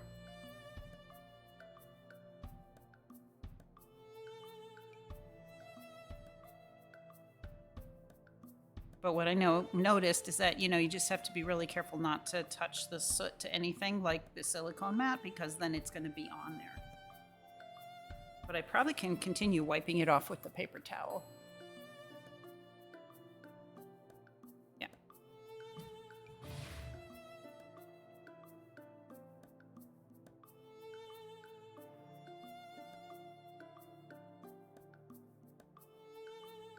So I'm just cleaning this with the paper towel. The way I'm going to adjust for that is to change to a different type of spoon that's not deep. So you see these deep ones here? This is my favorite kind, but it sits down too low to the candle flame, and that's one reason why there's so much soot coming, is that the candle flame is actually touching the bottom of the spoon, and that's probably why it started to boil as well. So we're going to set this aside as well. All right, and we'll switch to, I have plenty of spoons, so that's no problem. We'll switch to a shallow, like this shallow flat type of spoon. Even gold would be pretty on this. Oh yeah, so this one's really pretty. Here we go. Yeah, it's very, very pastel. The back shows a little bit more where there was like there we go, where the sort of pearly pink was. But we do have some different colors that we can color that with, and that'll be really pretty. It'll show the design better, but it's actually, the design's actually showing pretty well right now. Maybe I'll set that one aside and then we can decide whether to color it in. I'm almost like not sure it even needs it. Meanwhile, I've made a very strange color wax here that looks like mustard or something. This was meant to be like orange and gold. And then there was a green pellet that I put in there. But when the wax sort of boiled, it just ended up all blending into this weird, very shiny mustard color. Let's see what we got.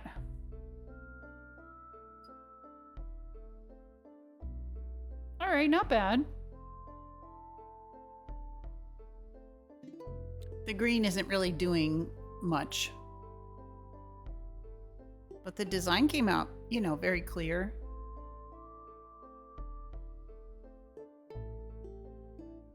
So I think any design with ginkgo leaves, you could definitely color them gold. Oh, this is so stuck on here. Oh, wow.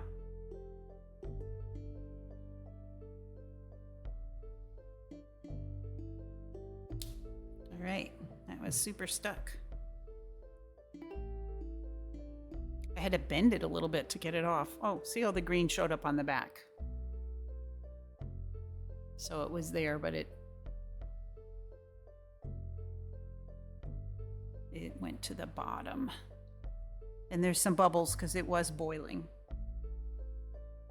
So maybe I'll make a few and then, come back and decorate them as much as I even want to decorate them. Okay, so I have another spoon that's flat. I'm hoping that will work better. Although that flame is still like licking up there. Why is it being like that? I'm going to trim the wick. And we'll see if that helps. Also, it's time to make more tea.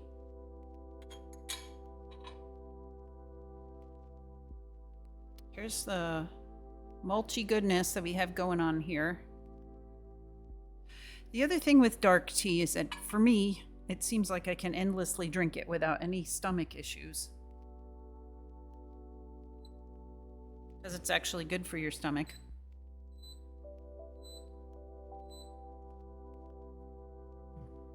Very easy on the stomach.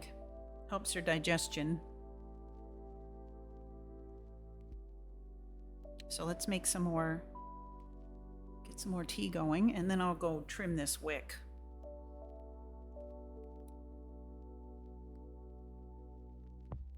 Oh, you can't even see the tea. I'm sorry. It's over here on the right. But it is off camera right now. There, it's right here. So I just poured that water in there. I gotta remember I can switch out the pitcher and the teapot. All right, let's see if... I don't think I melted this candle very much, so I should be able to get in here and trim the wick down. Yes. And I think that might help with the whole flaring up and smoking situation. Let's hope so.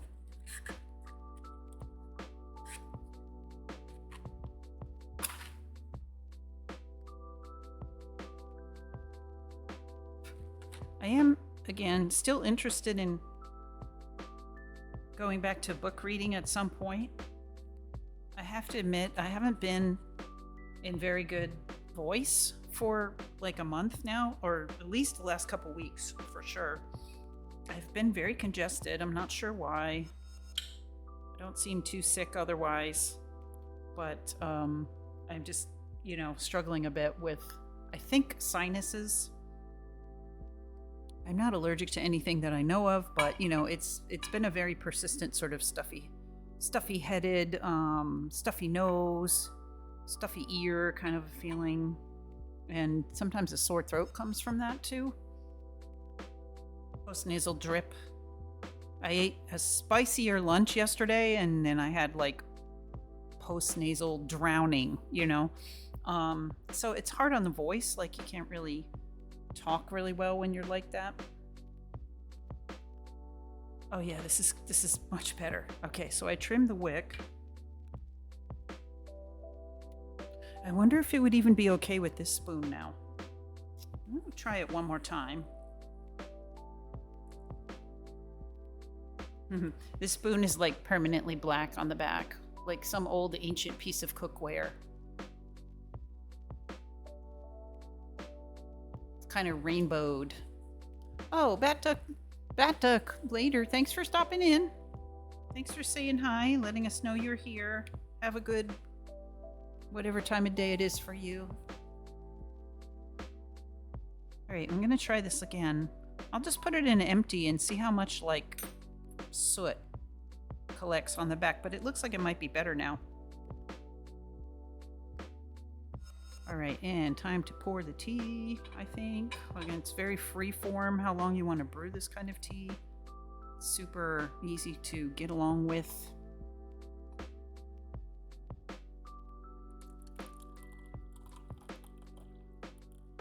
I know you can hear it. I don't know if you can really see it because my hand is in the way.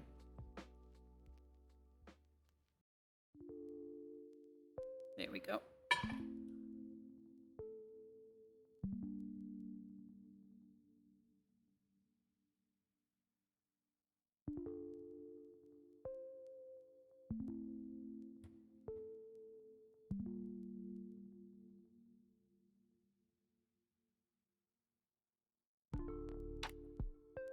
Okay.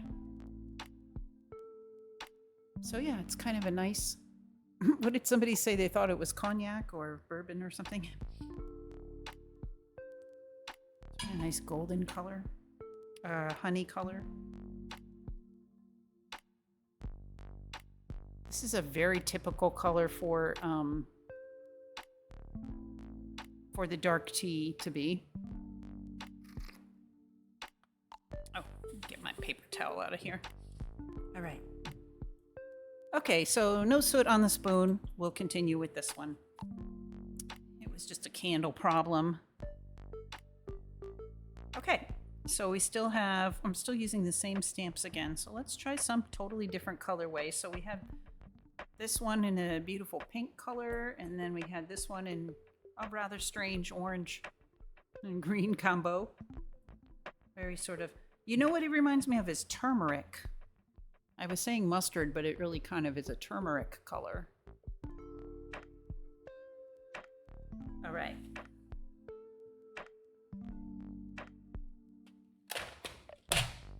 So for this really fun floral pattern that I swear it looks like it's a piece of fabric.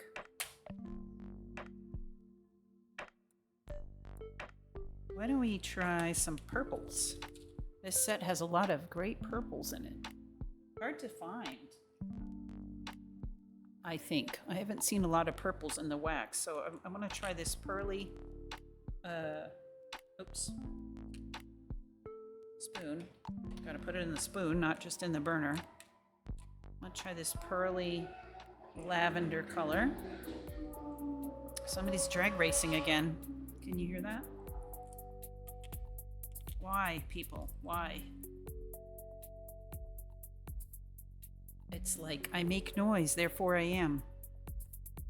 Okay, so there's two of those really great pearly lavender, and then I'm gonna put in one of these like really creamy, light, very light purple, and that is probably enough wax. I think it's enough. Gosh, I always question that. I'm gonna throw in like one more small piece of white.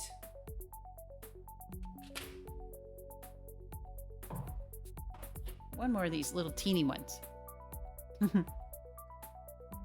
Oh, that's right. This purple in this set too. So let's just add in one of these little purple guys. Little tiny purple piece. Lavender.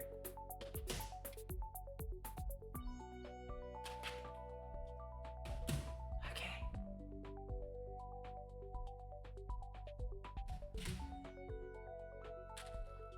Oh, you're laughing at my commentary? Yeah. I just truly don't understand it. Oh, I just got wax in my tea. A little crumb just went flying. I'm not just like being critical. It's just like a thing about people that I truly don't understand. I just can't relate. So, I'm not terribly sympathetic to it, I guess. So for our ginkgo and acorn, so we had this weird turmeric yellow color, orangey. I make noise for him. Yeah, it's like, do you not know that you're there unless you're, you know?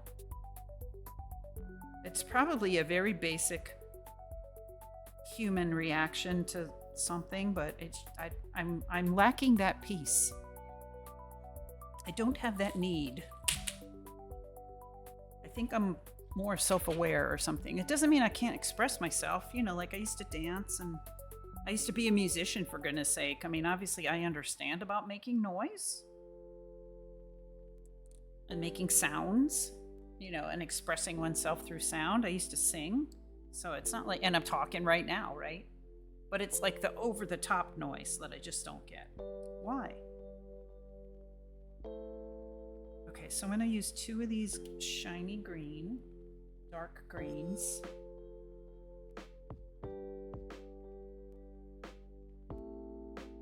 And I guess I'm not done trying with the yellow. I'm going to try a soft yellow, like it's like a little buttercup yellow. And then maybe like one more small piece of something. One more small piece.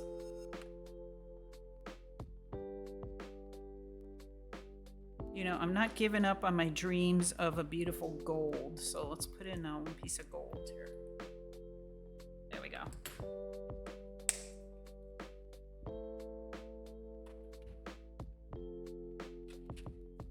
I live in a college town. Some of the kids drive through my residential area like that. Yeah, I mean, everybody drives through this area like that. I just don't understand why. Okay. So this one's very melty now. This is my purple blend. And this is going to be that thing that looks kind of like fabric. I don't know how else to describe that. Oh, this is automatically pretty. Can't go wrong, I think.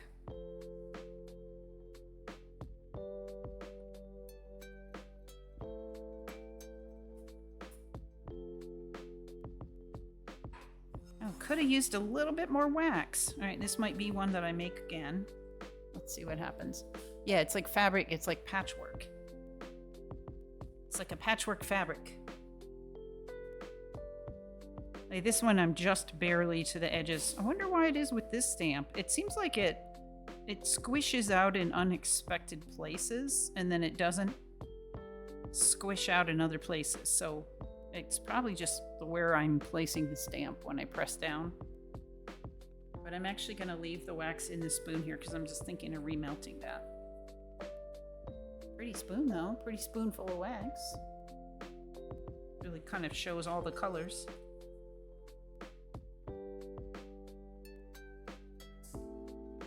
Well, I think the thing with making a lot of noise with your vehicle is that your vehicle sounds like that everywhere you go, right? And so that's the part I don't understand, is like why you would like want that.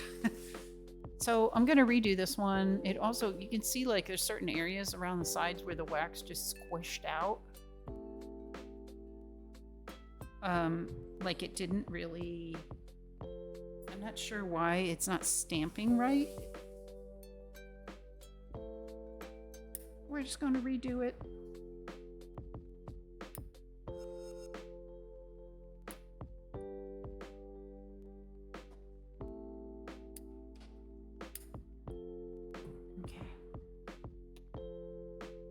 And then it'll be more blended next time, of course. That's just how that works.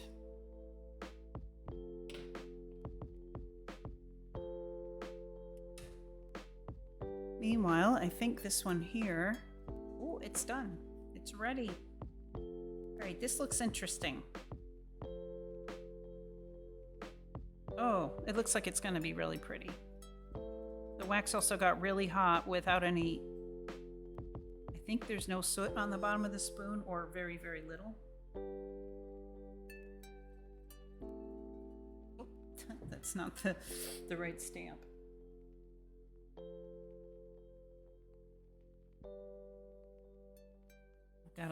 Got a fair amount of extra wax there. All right, that one can't not be pretty, I think.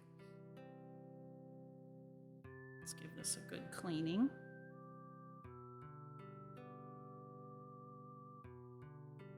I'm not so good at squeegeeing out every bit of wax, but we got some of it, most of it.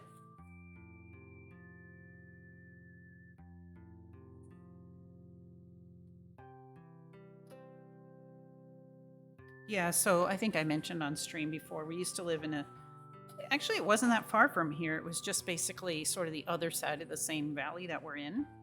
And there was a guy in our little tiny apartment complex that we were in. There was a guy that modified people's mopeds. And they were so incredibly loud. I don't know if they purposely I don't think they purposely modified them to be loud, but I think that they did not think that that was a drawback. I think the idea was they were modifying them to be more powerful. You know, more horsepower or something. But part of that process was that they just were incredibly loud. And people would come over on like a Saturday morning or something, and you know, the guy would work on their moped and they would sit there and rev it. Just so loud.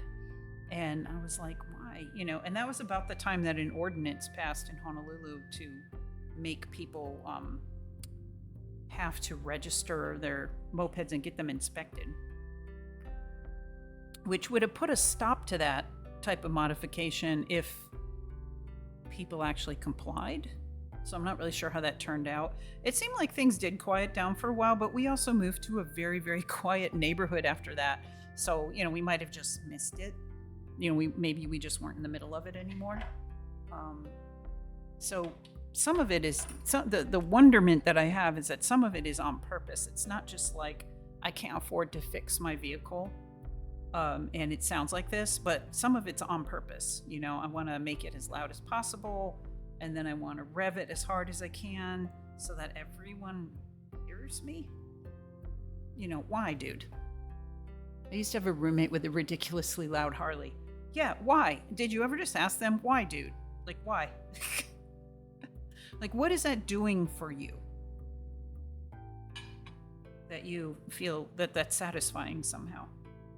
Like I actually just don't get it. I'm not just being like, oh, you're so stupid. I actually don't get it. Okay, ready? Oh, she pretty. Oh, I feel like that one's much more successful than the turmeric colored one. Although we'll color that and it'll be pretty too. But this is like intentionally pretty here. And it also sort of mixed and made some kind of interesting marbles. It was his father-in-law's before him, and it was just loud, but he was kind of a jerk anyway. I'm not even implying that people, I guess maybe a little bit, but I'm not intending to really imply that people who have loud vehicles are jerks, but I'm just like mystified as to like, what does that do for you? Like what is the actual point? I mean, I do think they're a jerk when they come through at, 11 o'clock at night when we're trying to sleep and it's like right out, we're right across the street from it and they're intentionally, making it as loud as they can. Like I feel like they're getting some kind of joy out of inflicting that on people, but just in general, like why would you want, your vehicle to sound like that day in and day out? Hi, Gail. Sorry I've been so absent, staying with the in-laws while wrapping up the moving process, but I'm here and looking and admiring this beautiful seal. Thank you, Serial. I hope you two are doing well. Yeah, I know. So we were in communication earlier today, and you were saying that you're kind of at that last stage of like cleaning out the old place. That's always my most hated part of the moving. I don't mind to clean. It's not like I think that you shouldn't clean or anything. I mean, I definitely am definitely in favor of leaving a nice clean place, whatever you're supposed to do. But it's like once you get to that part, you just want to be done, right? You don't really want to be doing that part of it anymore, and it's really hard to make yourself go back and take care of those last. Why am I always off center with these? It's okay. It's the wabi-sabi thing of it, right? But it's like it's really hard to make yourself go back and do the last bits. The guy was just a jerk. Okay, fair enough. I mean, he's probably getting off on the noise somehow.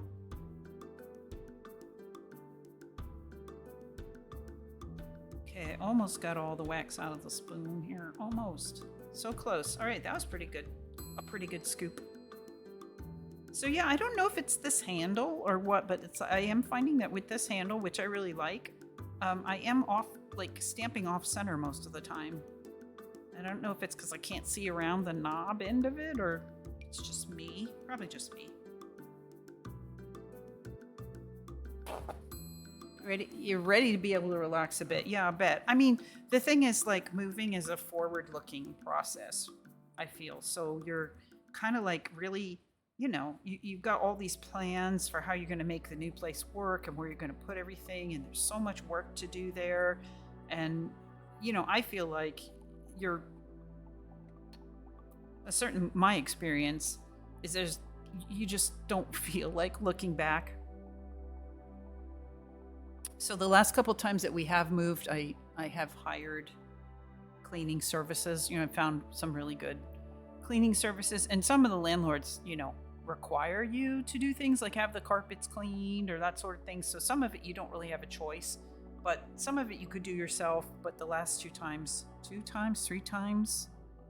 the last several times I've actually paid for people to clean because I'm just like, I just can't bring myself to, like, I have so much to do in the new place. So much to do. Like, I just need to focus on that. Or that's not going to get done, right? Okay, here we have another pretty one. Let me peel it off and show it to you on this one here. So I don't know if this stamp just takes more wax or something, but it does seem like I'm just scraping by each time. Like the edges, I'm just barely making it. But they're coming out real cute.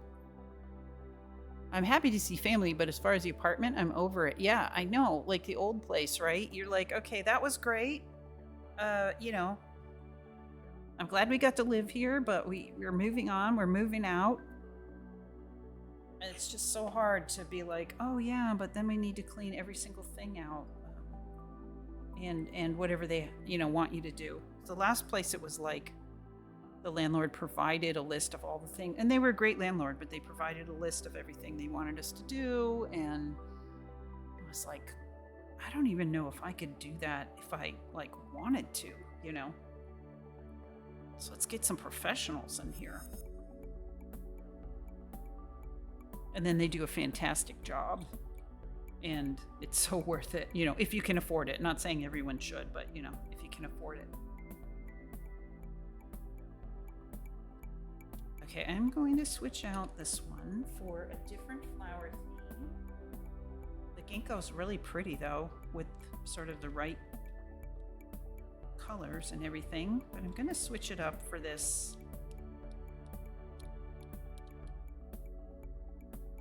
This flower. Just for fun, just for something else. Looks like daisies. There is a little something in one of the hollows there. Okay.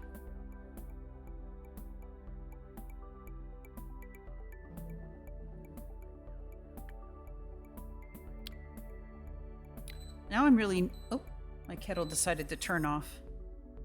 I'm really noticing the sweetness of this tea. It's still very mild in flavor, but the sweetness is coming out. I don't remember what infusion we're on, but like the fourth, maybe. Fourth, fifth. And it's still not very broken up. I'm gonna go ahead and just sort of stir it with this spatula just to see if I can separate the layers some more, but there's still hard pieces, hard lumps in here. Whoops. Just got some on my table. All of this came from that one little cube, and it's not even done breaking up yet. So it really is a great value, I guess I want to say, because it also tends, well, like I said, the fancier varieties have been getting more expensive because it's kind of people's interest in pu'er is kind of translated over to that, kind of the next best thing. Let's do kind of a blue mix now for that piece thing that I'm calling fabric. Let's go with like a...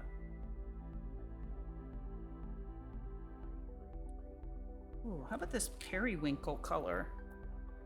I don't know why that one just keeps inspiring me to use like more, you know, pastel-y colors. Let's go with two of that sort of periwinkle and one like navy. And then we can just throw in like one small something else just for good measure.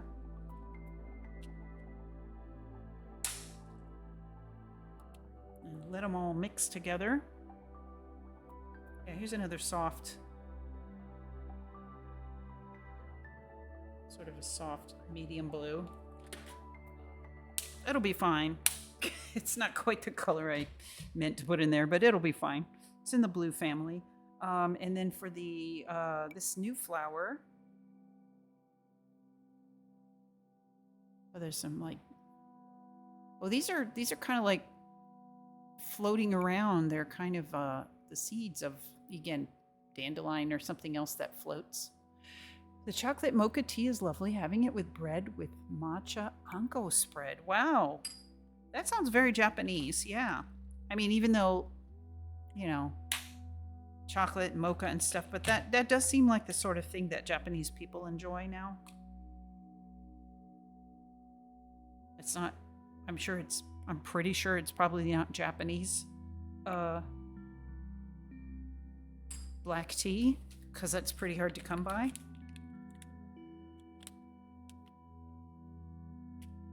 But that just sounds really good.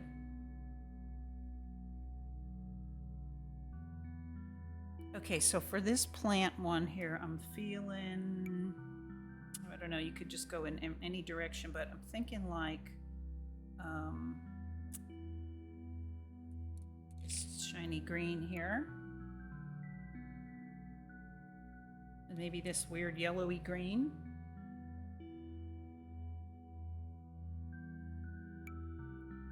I'm playing with the weird yellowy greens again.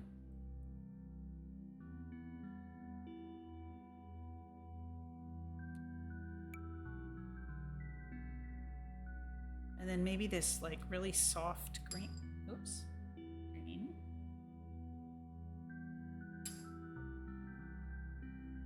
Well, that should be interesting.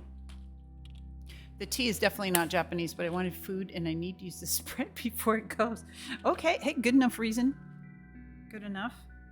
It just seemed like something that Japanese, you know, modern Japanese people might enjoy. Like you might get that at a cafe somewhere. It's just, I don't know, something about the combination that you mentioned. Wouldn't be my personal experience because I haven't actually been there, but it just sort of struck me as like, you know, yeah, like cafe food. Well, we got some interesting blue mix here. Guess I'll try to, you know, swirl it a little bit. There we go. Wow, it's going to be striking combination.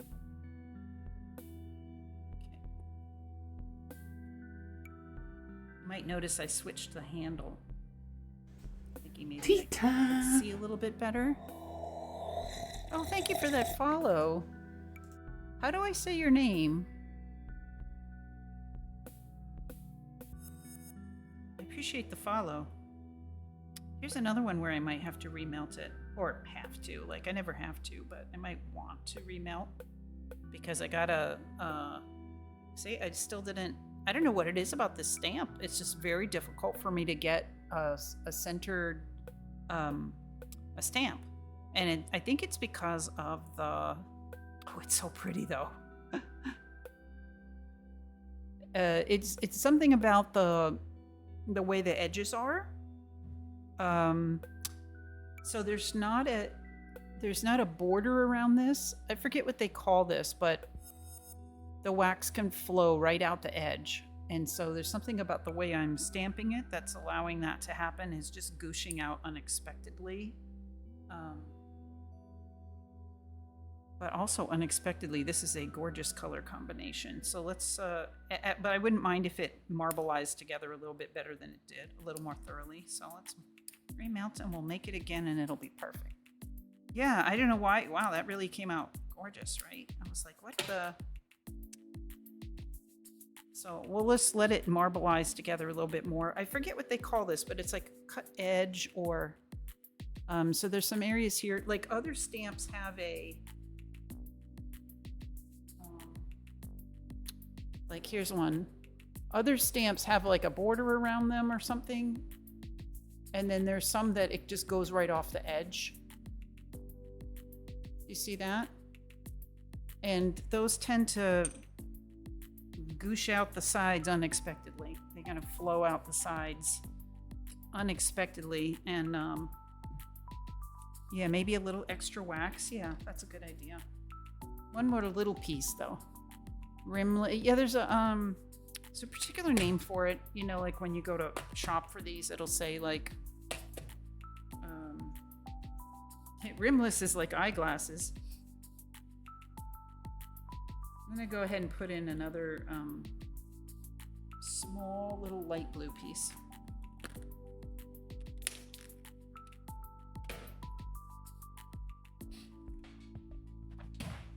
But hey, most of the item descriptions that I read are probably Google translated from Chinese anyway, so I'm not sure what the actual term is. All right, here's another melty combination. And this is going to be this, I don't know what you call this. Dandelion pieces stamp. Yeah, and so this one, as you can see, probably same amount of wax. It just is even basically all the way around, or where it isn't even, it would be my user error, you know, my placement of the stamp. But it's not causing any weird flow issues because of the type of stamp that it is. Borderless, maybe? I don't know. I'll see if I can like look up one of the items real quick. Maybe borderless is the word I'm looking for. Anyway, it lets the wax just kind of flow out the side, which, you know, maybe some people like that look. It's a little more rustic and random and unexpected. Okay, so here's some really pretty. This is the color mix for the one I just did.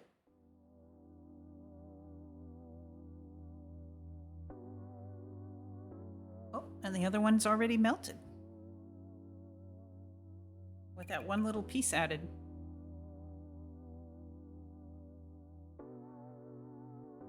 Oh, okay. That felt slightly lumpy pouring it out. I don't know what that means. Here we go.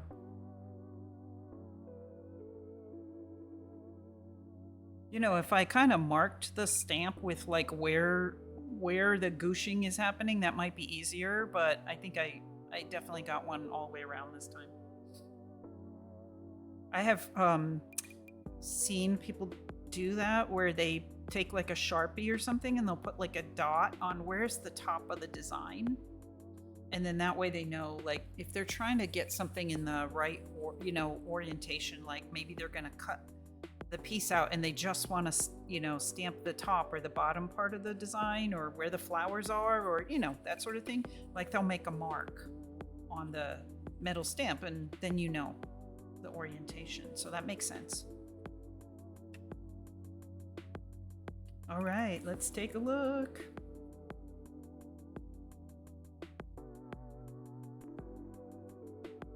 I'm loving this one already because I'm such a fan of the blue greens, so it can't be bad. Oh, it's cute. It's just cute. It's just sort of refreshing colors.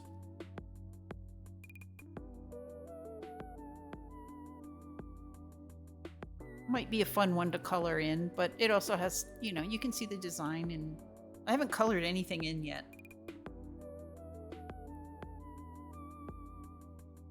Yeah, the little hint, the little splash of the yellow green sort of randomly showing up. And also the splash of the almost white. I think it was a really creamy light green, a really pastel-y light green.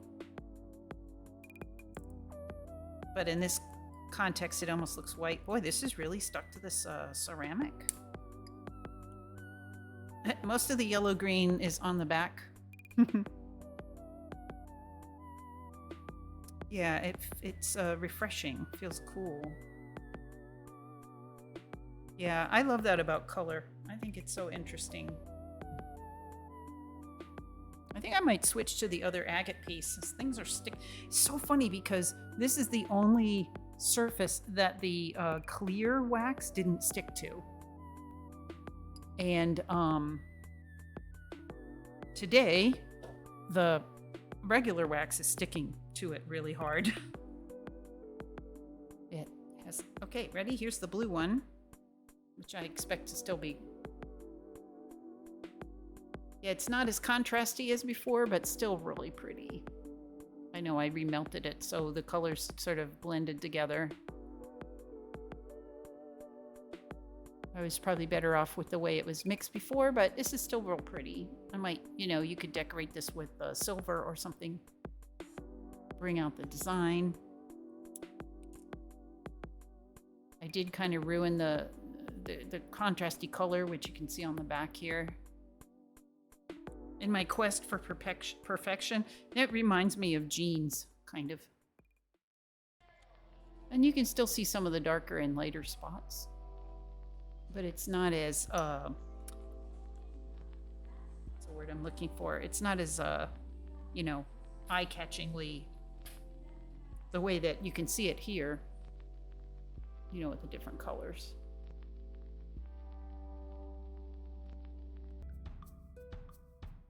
Okay, we've made 3 really nice seals out of this one, so maybe I'll switch to one more botanical one.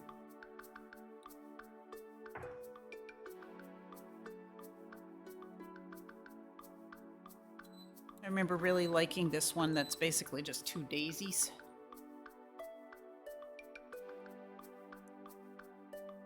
So I can make some nice flowers here. I think we did something like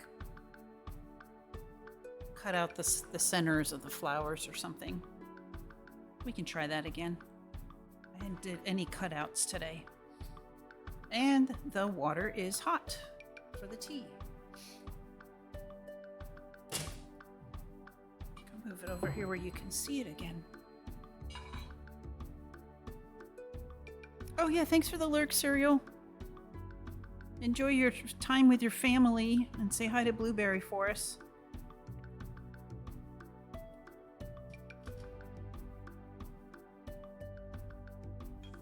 Okay, I'm gonna move this back. We got all kinds of little tea debris all over this tray because of all the little sort of crumbs.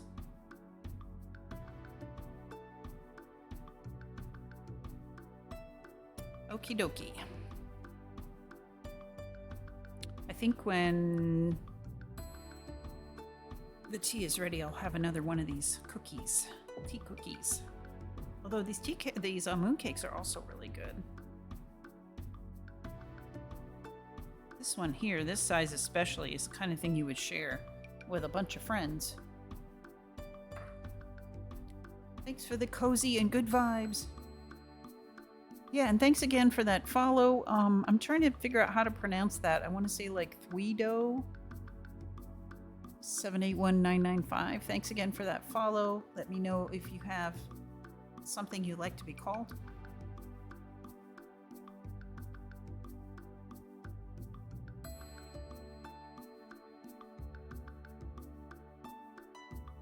Over here. Oops, I don't know if you heard that. I had to close out another tab that was open on my computer.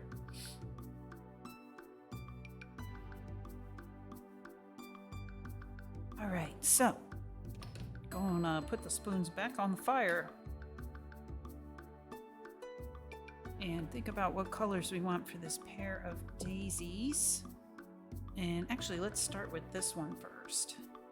So far we made like a refreshing blue-green.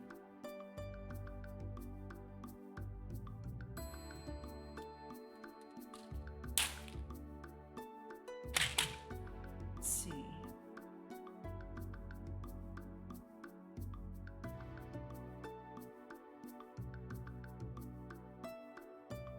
I wonder if that would look good with dark red. Probably, I'm thinking not so much. Maybe it's just because it's such a nature color. So natural. You know what? Let me get away from just this selection. Or actually, I'll do maybe put something in the right side one. Oh, hey. Thank you, Snake, for the lurk. Thanks for being here. Yeah. And have a good sleep. Sleep lurk. I know I do that from time to time. Yellow and white. Yeah, I'm kind of thinking something like that. Oop, let me pour my tea also.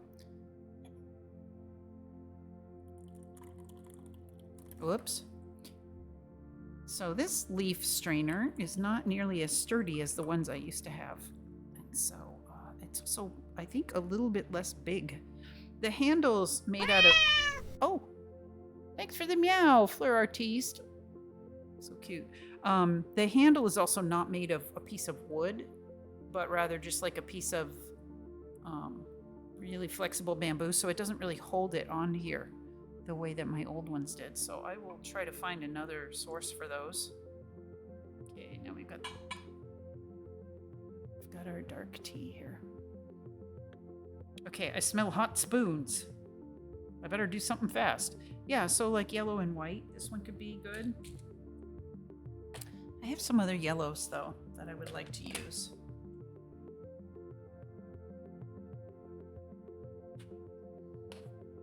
There's some cute yellow in this box too. So I think I'll start with a couple of these. That's like really like a daisy yellow if I ever saw one. So let's use like 4 of those little guys. They're so small.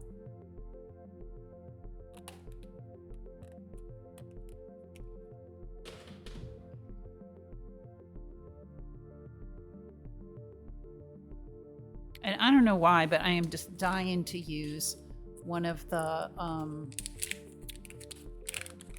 really sparkly fish wax colors, and I've got white. So we'll make the white one be, I don't know why, but kind of addicted to these. I ordered 3 more bags of the fish in different colors, and have you guys seen these? Yeah. And they just, that was one of the things that just never showed up after, I don't know, it's been like 1.5 months or more, and it just, we're not sure what happened to them.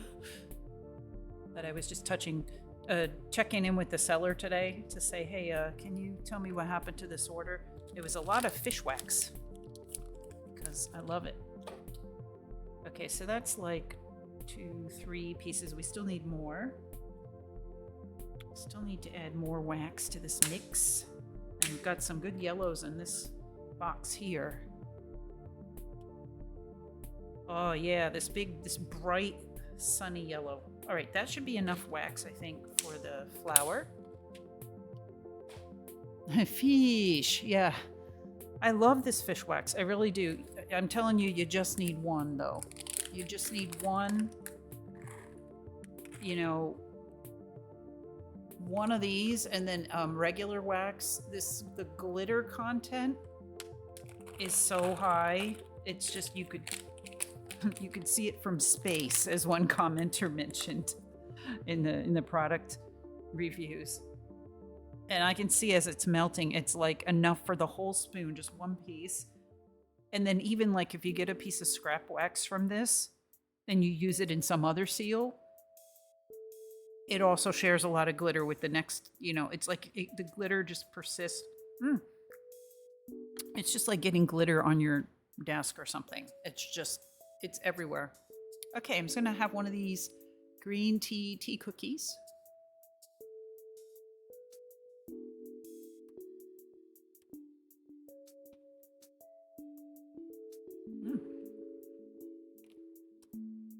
So dry, but so good. Okay, and then for this one here,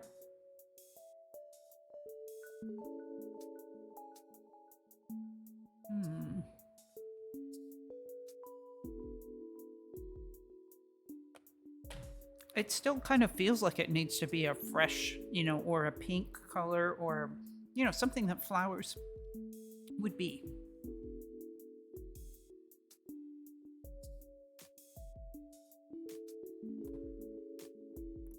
You know what? Let's pour the other one while I think about this, because that one is melted. It's ready to go.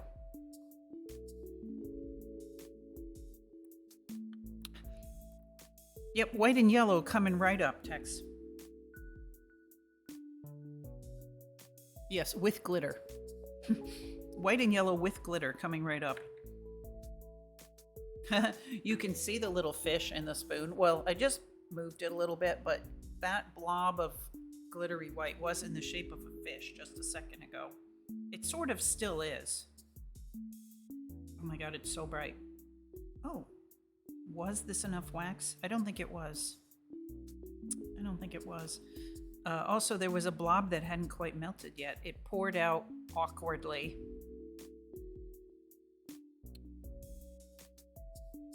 I don't think that's enough, but we'll just try anyway.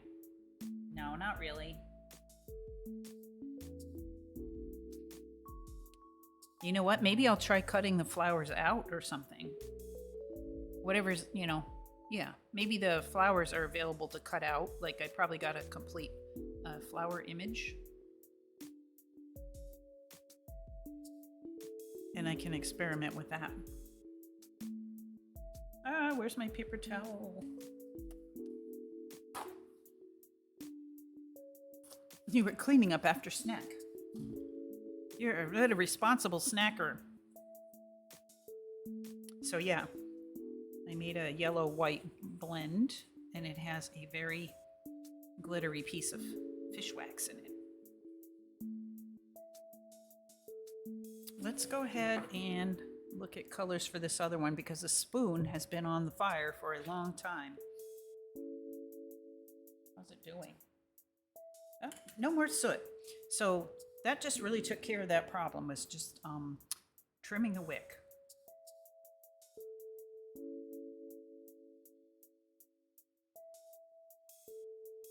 I don't know why I'm just coming up like blank on what color I want to make this.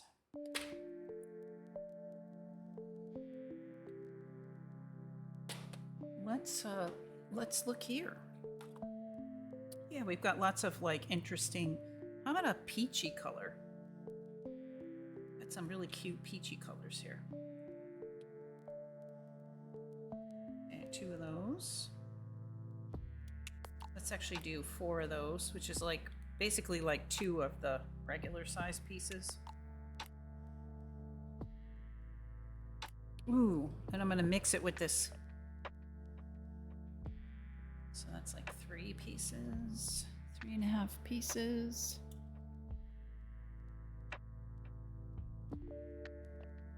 I don't know why I'm like more into the pastel type things today.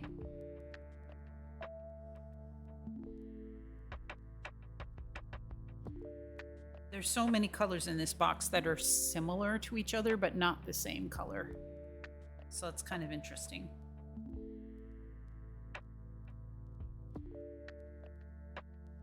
So let me put these pinks as well. So that's 2, 4, 6. It's still, since these pieces are so small, it still needs another. So this is like an aurora white, kind of like a glittery, but not quite glittery. More like a rainbow glittery. What's that? Rainbow shimmery kind of a thing. I think that's the right amount of wax, but it's possible that it's not quite enough. All right, let's see how this did over here. I mean, we know it's not complete. Okay, I think I'll try to cut out the flowers. Though they have like odd stripes in them.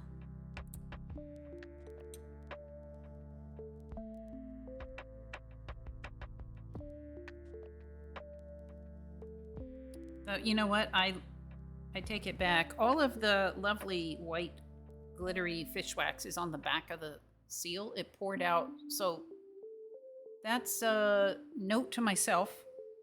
It poured out first because it was on the top. And I could get better at how I put things into the spoon. And I remember thinking this last week and then forgetting it. So reminder to me. Whatever is in the bottom of the spoon is going to pour out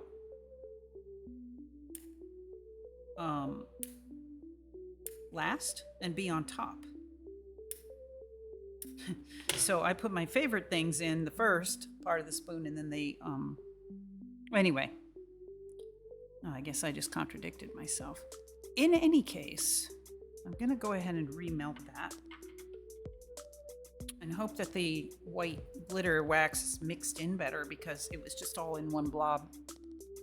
Oh, hey, Dead Chrome. Welcome in. How you doing? We're having some tea and mooncakes and also these cookies that are called green tea cookies, which do have a little green tea flavor to them.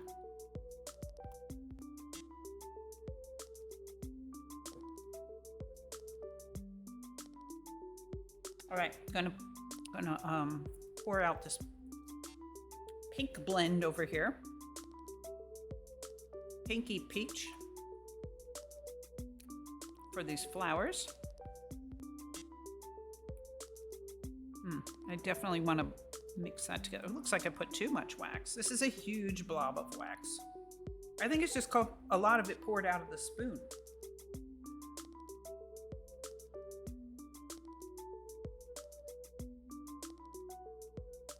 So this one has quite the large border. Here I was carefully throwing in more, so that we had enough, and it's more than enough.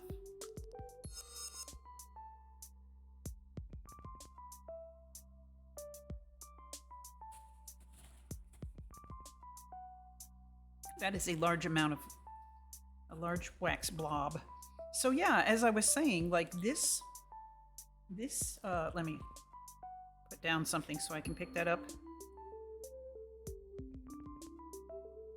This stamp here, like no matter how much wax I put in there, it was never enough.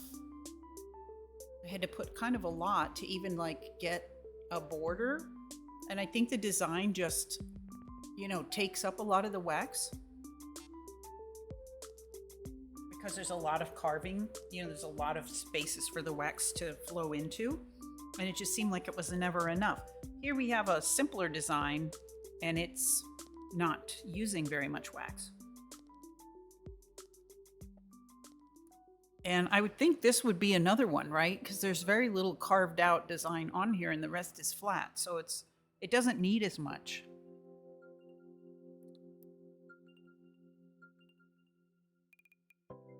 Oop, this is still melted. It didn't cool yet.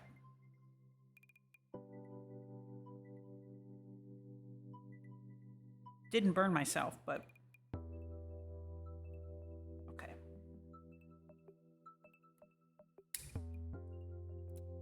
It was a very satisfying sort of snap when I took that off. Oh my gosh, this is adorable. There's a lot of extra wax around the outside and it's very bubbly, so I'm wondering if I should cut it out. But that is so cute. I definitely don't want to color this in with markers. I don't think, because the white flower came out really good. Or again, I'm not sure this is a flower, but it's like a piece of dandelion fluff or whatever. So cute. I think I might cut this one out because the border is like, you know, extra. You can see me writing the number of pieces needed on the back of each seal. That makes sense. Or just kind of getting used to the idea, right? Of, well, this one does not going to take as much. This one's going to take a lot. And then just to make it more complicated, you have different size, you know, seals. These are all the 25 centimeters across. But then I've got others that are bigger, smaller, irregular shapes. So like the one we were using last week doesn't need as much wax because it's a smaller seal, but you have to pour the wax in a certain shape. If you don't want to use like a huge round blob, you know, you just use a smaller oval blob and you're good to go. But it doesn't take nearly as much wax as some of the others. So many considerations and factors. I think it would be hard to write the number of pieces of wax because I've got 3 different sizes of wax right now. Well, I guess 4 if you count the fish wax too. You know what I said about the glitter though? Like, I'm not seeing that much glitter from our fish wax that we put in here. I guess it mixed in. I see one little piece of it like here, but it's not nearly as glittery as some other ones that I've done. But it's still pretty, don't get me wrong. Yeah. Colors are so cute. It's kind of like a, I don't know, raspberry creamy kind of color. All right, let's try this yellow. Oh no, this is the one with the fish wax. Never mind. This is the one with the glittery white. I put one small piece of white Aurora wax in that one, but it didn't, yeah, it didn't do a lot. I forgot. This one, I just picked up the spoon and realized, oh no, this is where the glitter is at. Where my glitter at? Okay. And this almost doesn't look like enough wax, but let's see how we do. It's enough. It is enough. It went all the way around. Oops. I rocked it. I don't know if that's going to cause an issue, but find out. Oops. If it is weird, we can cut it out. We can cut the flowers out. This didn't marbleize it as much the second time, of course. It never does, but it blended more. So many factors.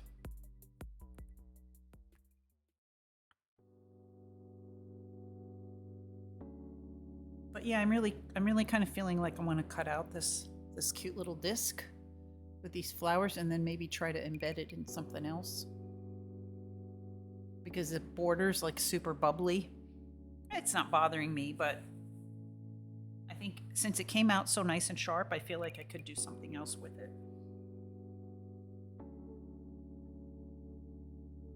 And that's the other thing about like this seal, it's harder to do that. This is why I'm always like obsessed with getting a good border on this one, because there's oh, you know what? I just remembered the name, Broken Edge. They call it Broken Edge. So this is broken edge carving. And so there's not like a defined edge you can cut. There's not like a circle around it. It's not impossible, but it's harder to do because it's not a defined, circle. This wax feels more rubbery. This is the one that's the little sunflower shape. I'm not pointing at something you can't see. Most of this wax came out of this box, and it's a totally different like texture. It's more rubbery and lower quality. I want to say kind of a lower quality wax. So even the fish wax didn't redeem it as much as I was hoping. Let me show it to you. So I think I want to cut these flowers out because the overall effect isn't really that great. To be honest, it's okay, but it's not really that great.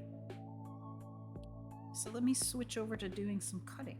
Yes, and you can reuse the border wax, exactly. So I've got my tiny, tiny cutting mat here.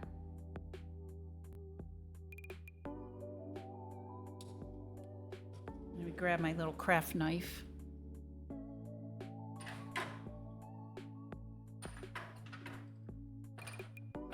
Which drawer did I put that in? Yes.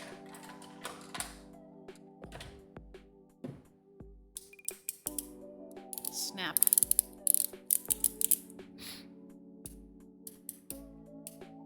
It's very clicky. Okay, so I need to take off my glasses. Oh, this one I could actually probably just cut with the scissors. Let me try the knife. I have to put my head down to be able to see it because I'm nearsighted and farsighted at the same time. So you're probably going to see the back of my head here. Yeah, you do. And I'm going to get right in there and cut right around the little border. And it's pretty simple. This little knife is so sharp that I actually have to be careful not to cut into the border.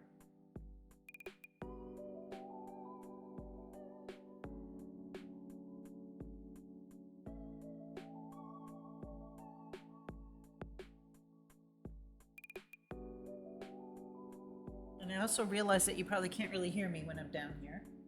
Oops. Of course. This might have been better with scissors.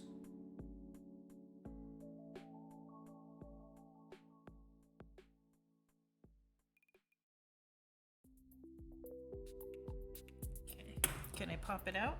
Yep. I think I'll just clean that up with the scissors.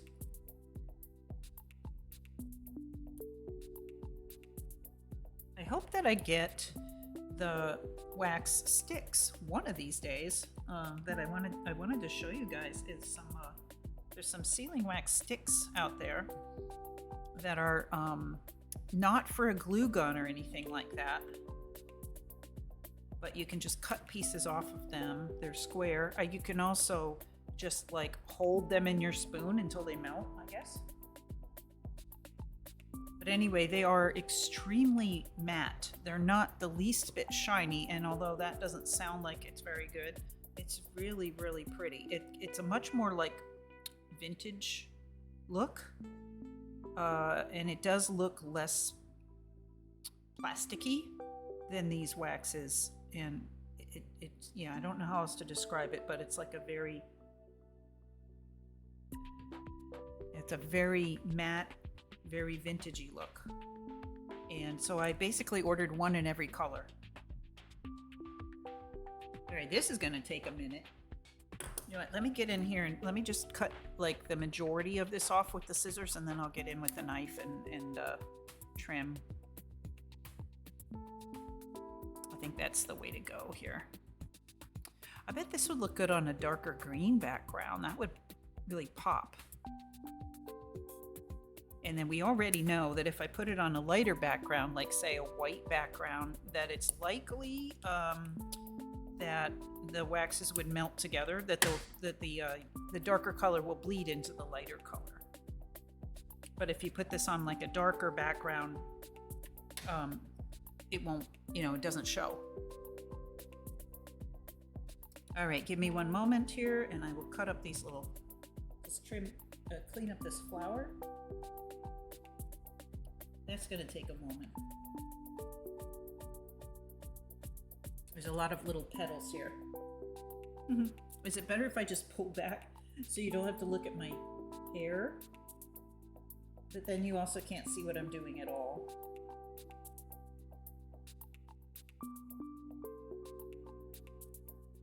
Not sure which is the best way. As I look closely at this flower, I can see some of the glittery wax.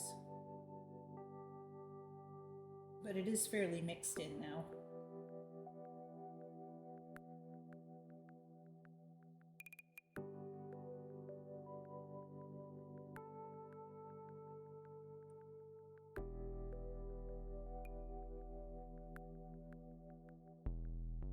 Okay, who thought cutting this out was a good idea? I'm gonna cut every petal here.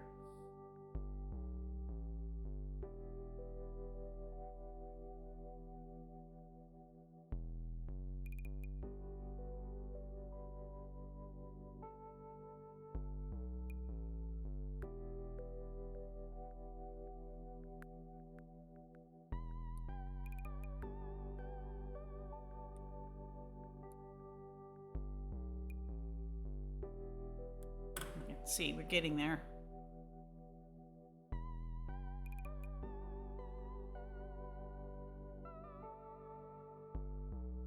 Still rough though. This is why we have background music.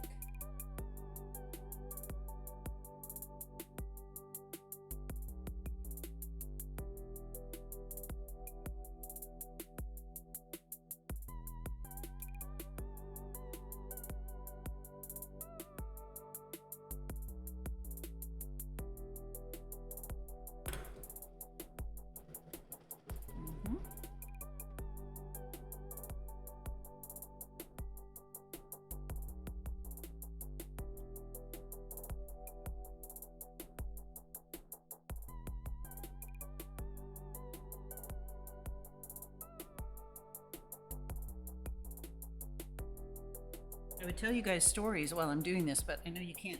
If my head is down, my microphone doesn't pick me up very well.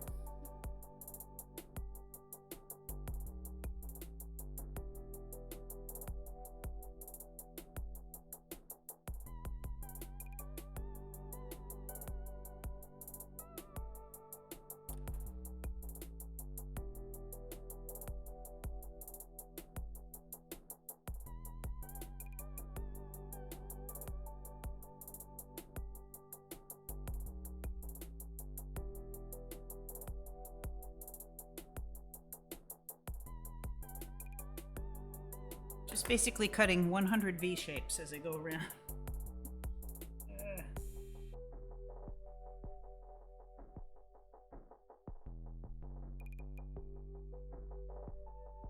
Ooh, it's starting to look like something.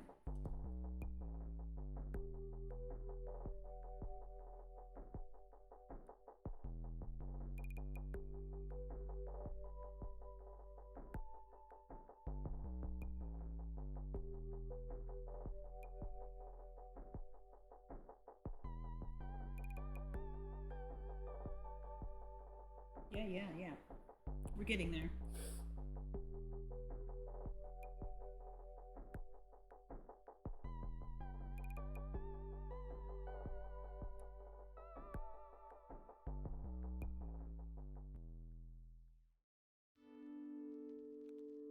So if I don't cut this neatly, it's not going to fit back into the stamp, either. Like if it's too lumpy and it's bigger than what the space for it, it will definitely fall out. So I'm trying to be as, neat as I can so that it actually fits.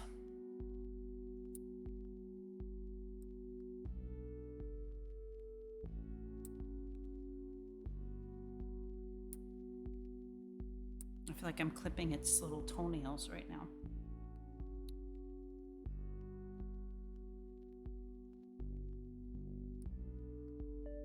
Okay, almost there.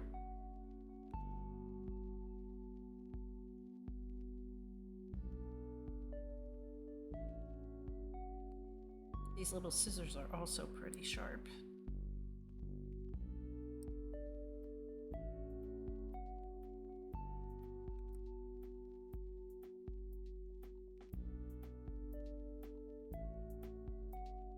Okay, let's see if that is actually going to go back in there, because once again, I didn't do this on purpose, like with the intention of putting it back in.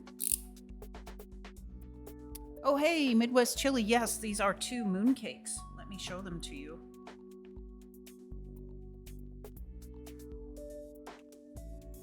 We got 2 mooncakes and some cookies that were just called tea cookies. Okay. How are you? Welcome in.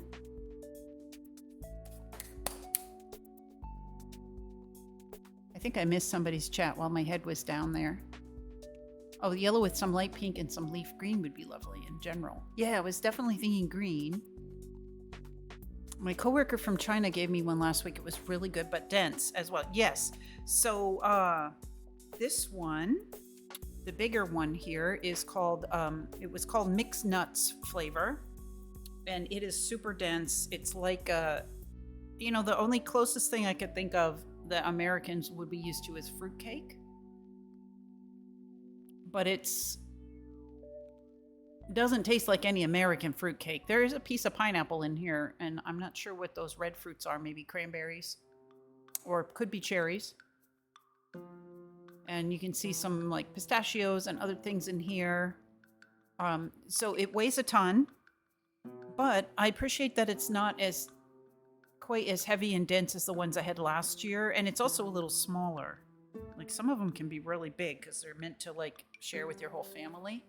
Oh, and no, this one didn't have egg yolk in it, and that's my preference. So I don't really like those kind.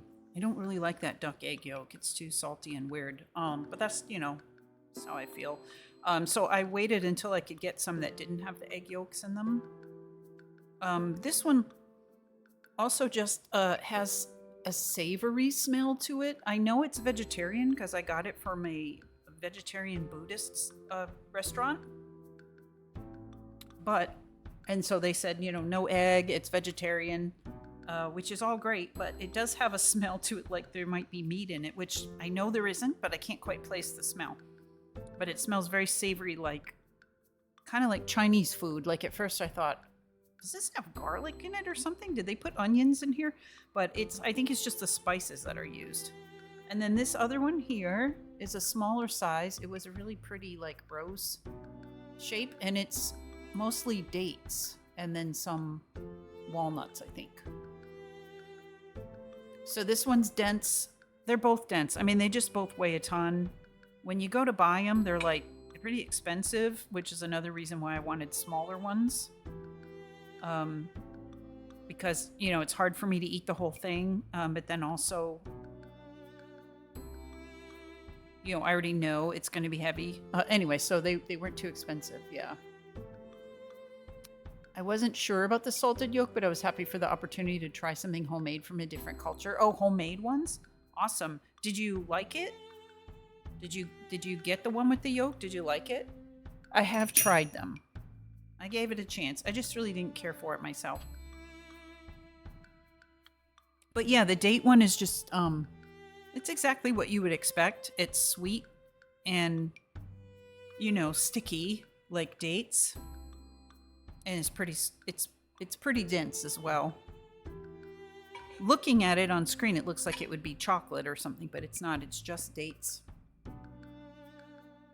Date flavor. I like both of them. And then I'm having some unusual dark tea over here on the right side.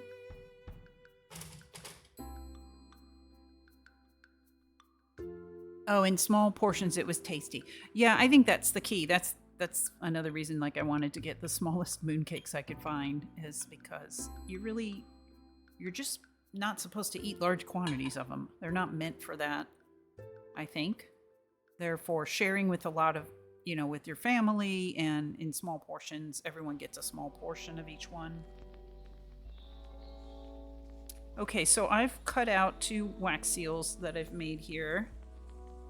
And now we want to try to fit them back into the original seal, which can be a challenge, but I want to, because I didn't, as I was saying, when Midwest Chili got here, I didn't specifically make these super thin with the idea that I was going to, fit them back into the seal, but this one seems to be working really well. I did press this one pretty hard. This is the one with the flowers on it. The dandelion-like flowers. Hi, Apex. Welcome in.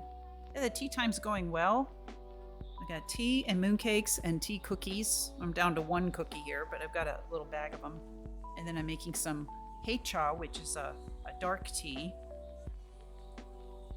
Okay, so this is going to be fine. It's really stuck in there nicely. And then this one over here is the 2 little daisies.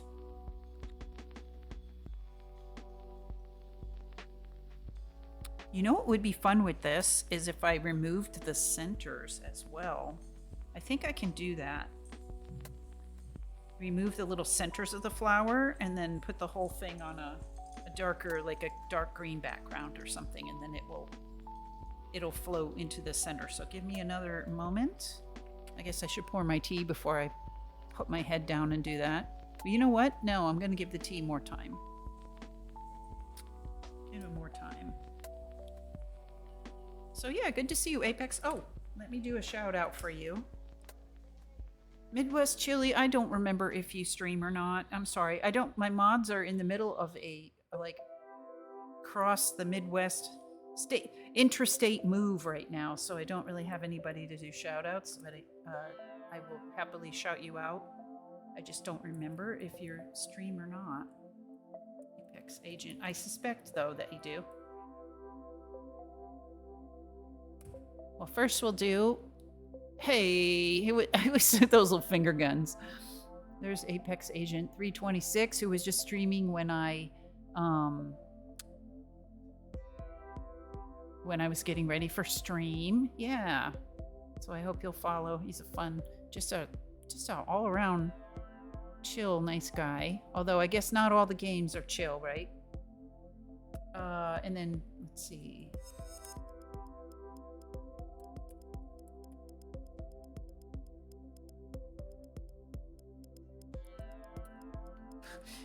You would think I could type. It's just that I have a bunch of stuff in between me and my keyboard, so there we go. Midwest Chili. Oh, what a fun avatar there. That looks hot. Phew. Yeah, not all your games are chill. Shadowrun Sundays get kind of dark.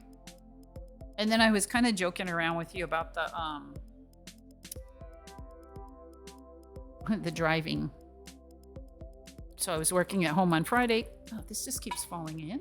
We're gonna turn it over. It also ripped a little bit. We got quality control issues with our leaf strainer here. Yeah, I was working at home Friday, and I had a grant proposal due, and I was in the final, stages of making sure it was all ready to go. So I really needed to focus. And Apex was streaming Forza Motorsport. And we were kind of joking about how it wasn't really, you know, chill background sounds. Sometimes I flip my cars and said, yeah, the crashing. Yeah, I was just teasing. I was just teasing about the crashing sounds. Like, that was real relaxing. Okay, so I'm going to cut the centers out of these flowers. I am not sure how well that's going to work, but we'll just try it.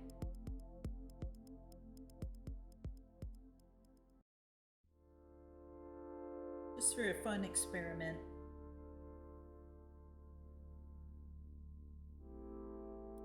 Oh, first, let's figure out what background color we want for this one. I'll try to keep it on the track more. So this beauty, it just had a really big blobby border, but otherwise came out so cute. So we're just gonna make like a, I don't know, a purple border for it, or a, what do you think? And then the other one, we're gonna make a green. So this little, once I get this cut out, these little yellow flowers, I think I'm gonna put them on like a darkish green background. But for this, it's just gonna be around it, like a frame. Oh, thanks, my watch.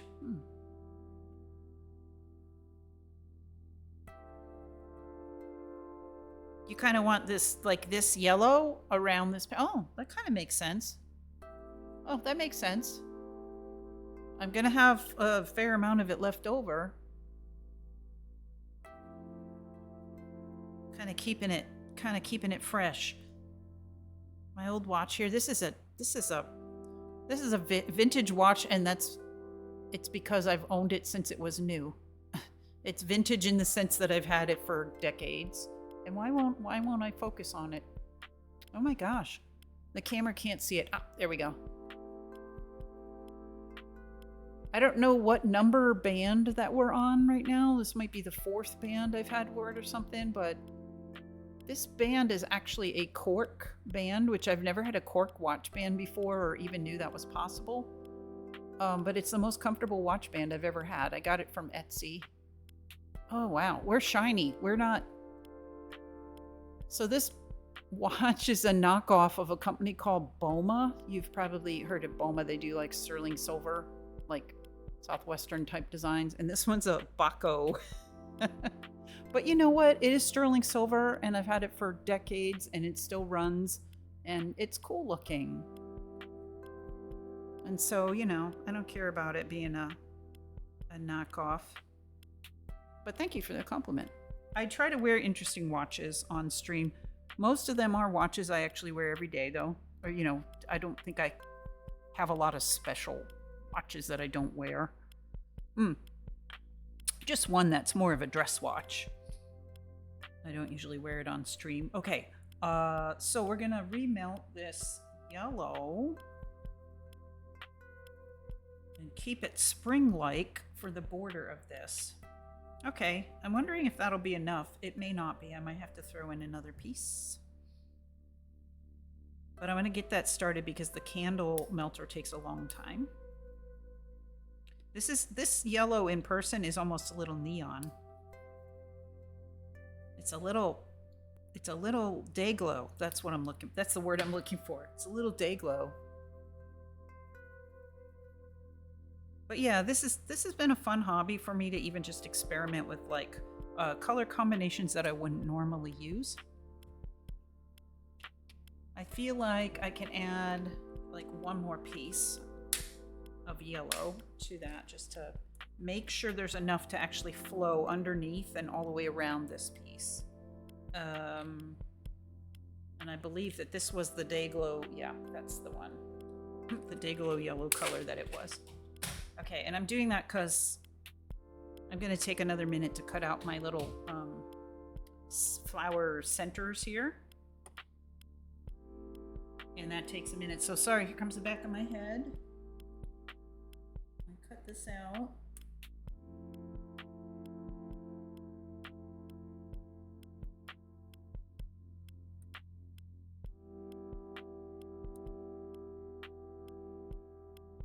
So did anyone else get mooncakes for the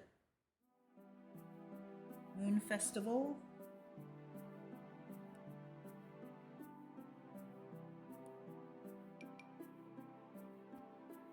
I tried last week, but I didn't want to. Frankly, I didn't have time because I was going before stream. I went to Chinatown and lines were too long.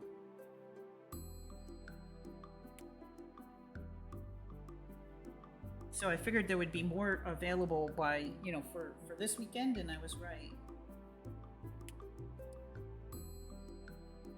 The actual festival, the calendar date was in the middle of the week. I think it was Tuesday.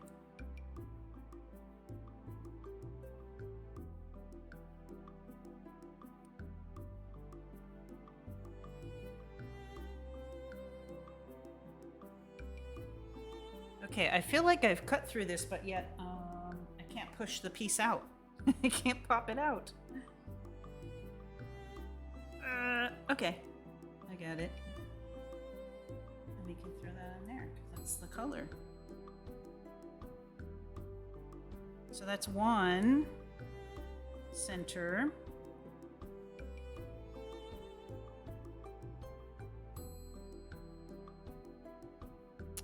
You don't have a Chinatown where you are, Midwest, so you have coworkers. Yeah.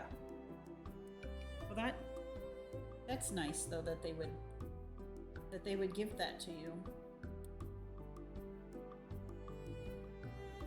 You guys probably can't really see this, but there's a little bit of debris in this stamp from the stamp itself. That came in, that got on the yellow wax. So I don't know that you can see that, but anyways, up close. Sometimes it takes a little while for them to clean themselves out. This is from the manufacturing process, especially if they're like laser carved or anything.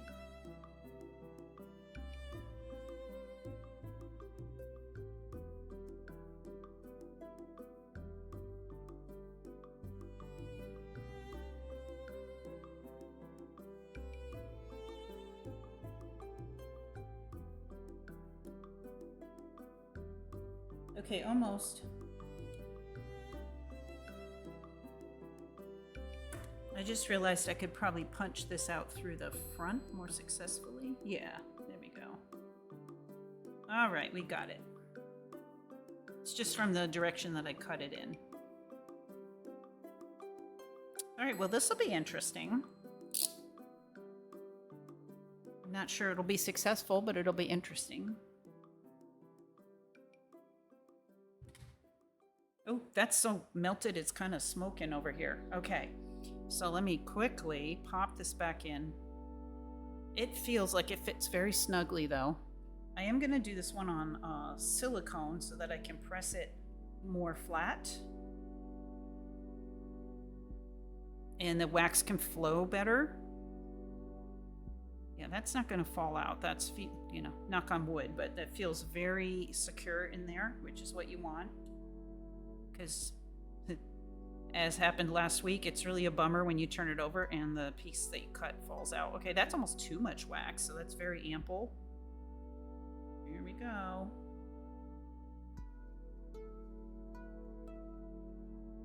Okay, got a couple bubbles popping. So that was like kind of too much wax. There has no such thing as too much wax, right? At least it went all the way around. It really flowed. I probably did not need the silicone for that. I had let it get really hot, and so it was runny.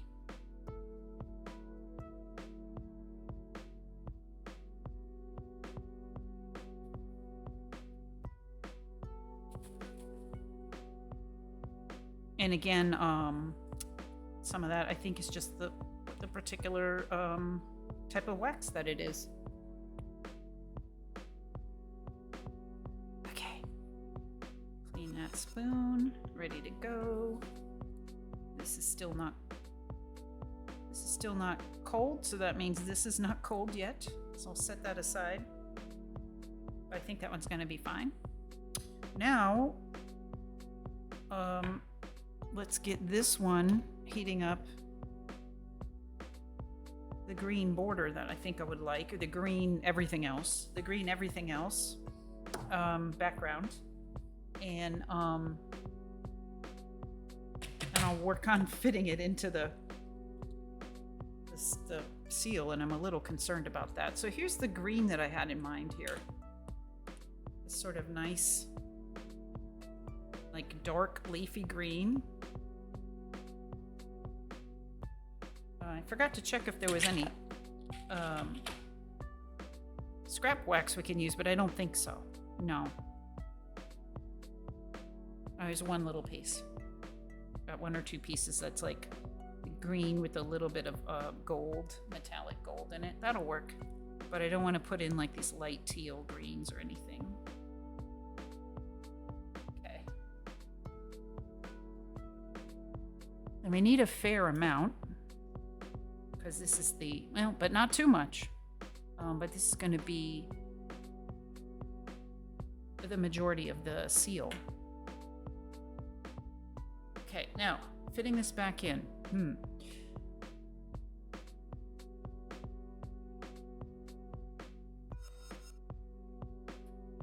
Yep, okay.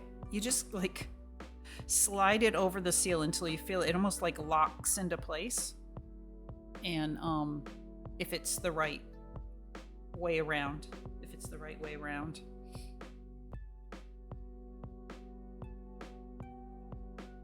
Okay, that's looking good. Feeling good. What's going on over here? I feel like this yellow turned a little weird. I don't know. What do you think? Let's see.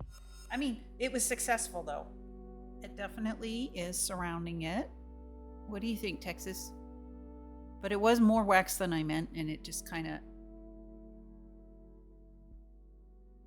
I feel like the cool blendy colors didn't blend anymore, or they blended in completely. So, but it's very spring-like. You got it. So I hope you like that one. Oh, thanks, Midwest Chili. You have a great rest of your night. And thank you. Thanks for being here. Thanks for stopping in. I don't know, showing this on a gray background maybe isn't the best way. Let me put it on something else. There, that shows it off better. Isn't it interesting how, like, what difference a background color makes? It's a bit big. I think the colors are pretty. Do you want to color the yellow to tone it down? I was kind of thinking of putting something on it. I don't know about coloring it with a marker per se, but like just brushing something on it. Yeah. Also, we were talking about the background color being lighter, or the second color. The pink did run a little bit into the yellow. I don't know can you see at the bottom there? It did melt a little bit. Not a big deal, but it is a thing that happens. So I'm going to set that one aside, and I haven't colored anything or decorated any of these yet. So we'll do that shortly. I think maybe after this, or I can use the scrap wax pieces, and then yeah, let's color. Let's do whatever I can do with scrap wax, and then I'll focus on whatever decorations I want to do. Can I carve off some of the round? Possibly. What would that look like? I could try that. Okay, so our green...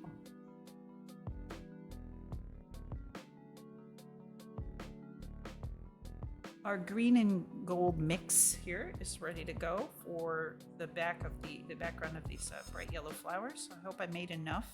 I think so. Yeah, I think that's going to be good. This stamp doesn't take very much wax because it's very flat. So the real trick is just not letting it fall out. I think that one's going to go really well. Mayhem time. Yes, exactly. All right. That one I think is going to be really successful. However I define success.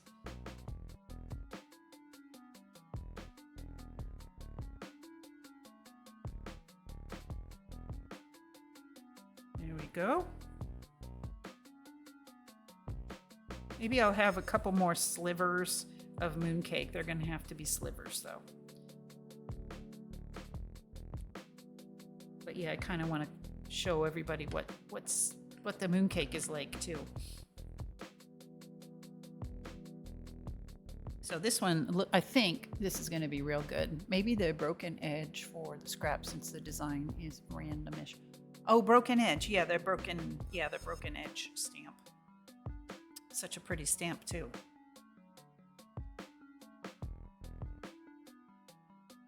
Yeah, that is sort of the most like patchworky one.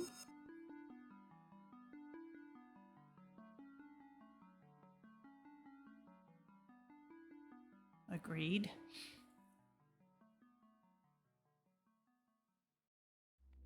That's still tacky, so that means it's still warm. So yeah, let me just carve off some little pieces of mooncake. I keep letting my tea get cold too. Well, such small pieces, but that's okay. I just want you guys to kind of see what the insides look like.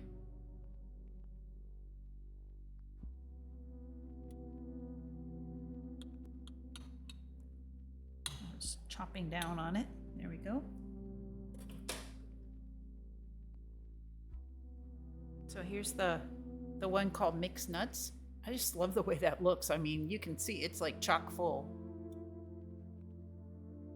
Just chock full of all kinds of good stuff.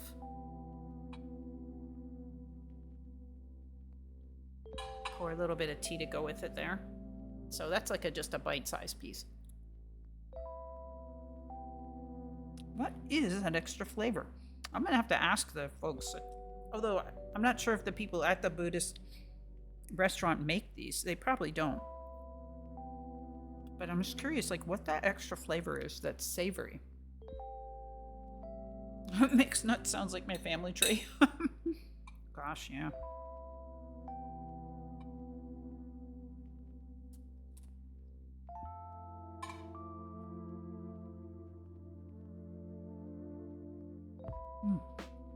Gonna have some tea with that. Again, yeah, sort of reminiscent of fruitcake a little bit. I think there was a little piece of pineapple in there. And then this is the date one. Isn't that's just like the cutest little piece of cake ever.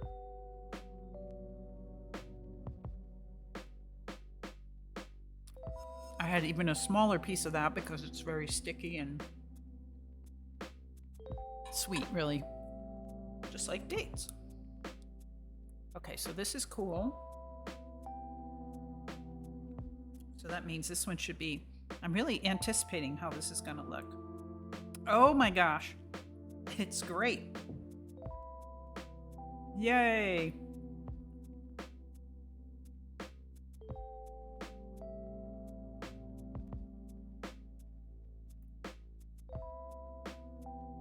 I gotta give myself an A for this one. All right, it's not the most complex stamp in the world, but look at the little centers of the flowers and how well that came out. Where I cut that out and then the wax filled in. I could have filled that in with another color too if I wanted to. Like you just pour like a tiny bit. And then you just stamp that part and then you take the whole, so I could have done 3 layers. But I wasn't even sure the 2 layers was gonna work. Sorry, I'm moving around a little bit. Let me steady with my other hand. It's so cute. And also the yellow didn't like melt. It didn't melt and bleed into the green, which, or if it did, we don't see that. Which is why you go like with a darker background. Right, that needs nothing. That needs no, I think, decoration or embellishment at all. That one's good to go. All right, let's do some scrap mayhem, yeah. Oh yeah, you could marker in the center. That's true. But I really like the way it came out. I was just curious, like, would that fill in nicely? Yes, it filled in really nicely. But I could marker in, like, if I really wanted to, I guess I would color those, like, I have these, all my markers are metallic, but like bronze, let's say, would be like, you know, what the seeds look like in the center or something like that. But I don't think it needs anything. Okay, so let's put the broken edge. Now I remember what this is called. The broken edge one back on.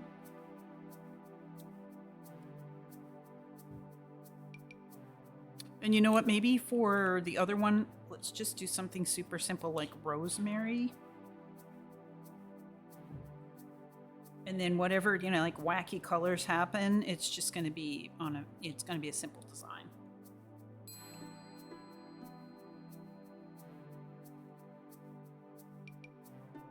Set that aside.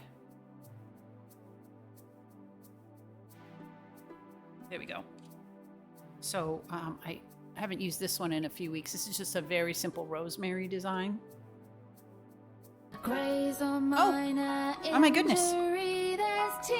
We're getting a raid. There's tea. You took an arrow to the knee, have tea. Oh, tea. Hi, Barbs. Backpack Barbs. Thank you for coming in. How are you? How was your stream? Sorry I missed it. But I was here. Let me just doing a shout out for you because we're missing our mods are moving. They're in the middle of a move, a intrastate move. So yeah. So if you guys haven't followed Backpack Barbs already, please do. Oh, yay!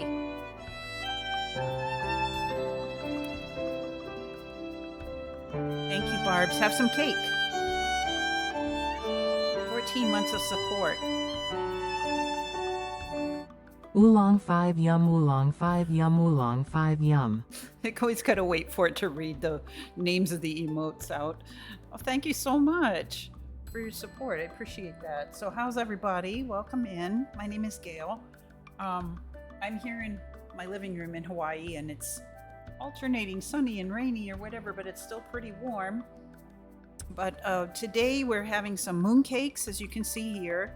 Some sort of unusual tea called dark tea.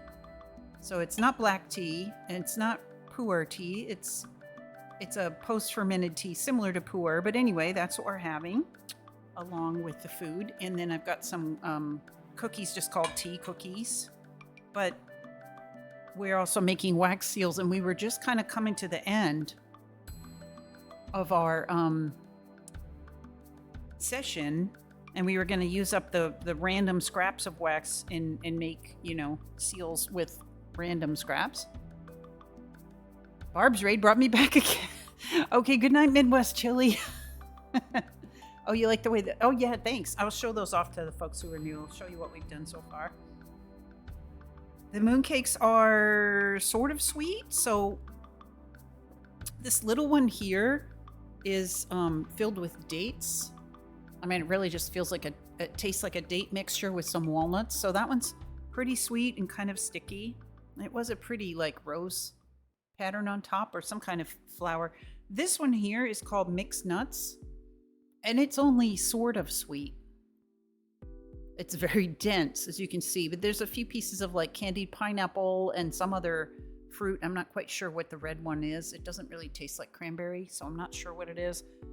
Lots of nuts and seeds in there. But yeah, so it's heavy, but it's also oddly a little bit savory. And I think somebody was commenting earlier that maybe it has asafoetida in it. I don't know. But it does have like an oddly savory. At first, when I cut it open, I was like, "Is there garlic in here?" It's got umami to it. And then I have a whole little bag of these.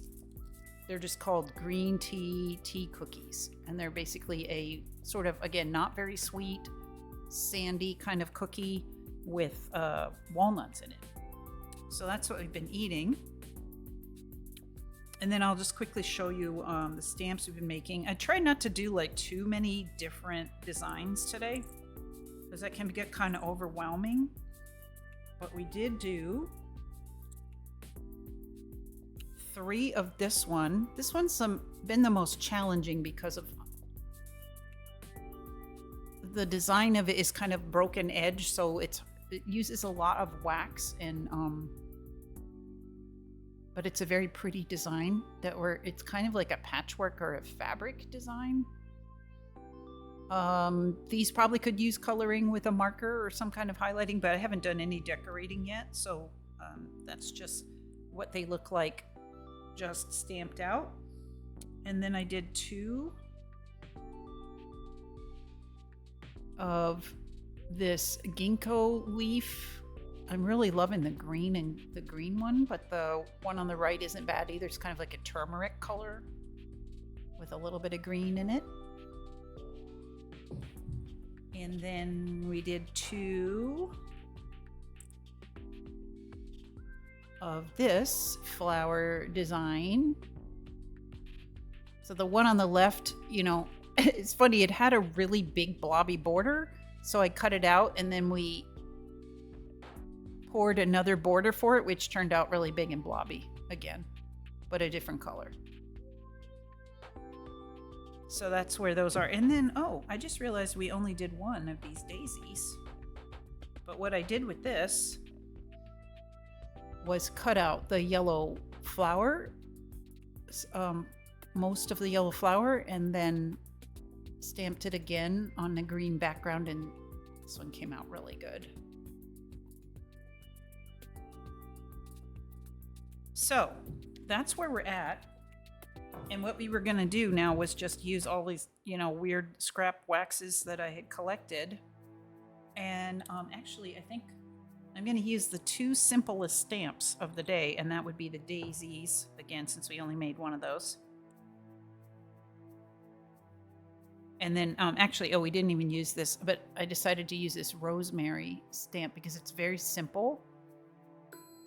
So what often happens with these scrap wax mixtures is that you get like this wild assortment of colors,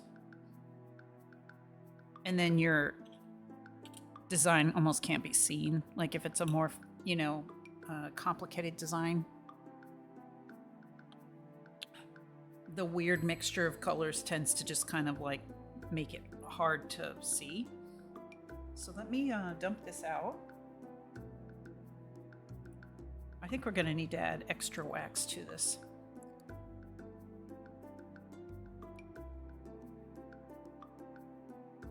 We have a lot of pink, so that can all go in 1 spoon together. We got some pink, we got some purple. I'm not quite sure what to do with this like really shiny orange over here. We get some blue and green. We get some pink and purple.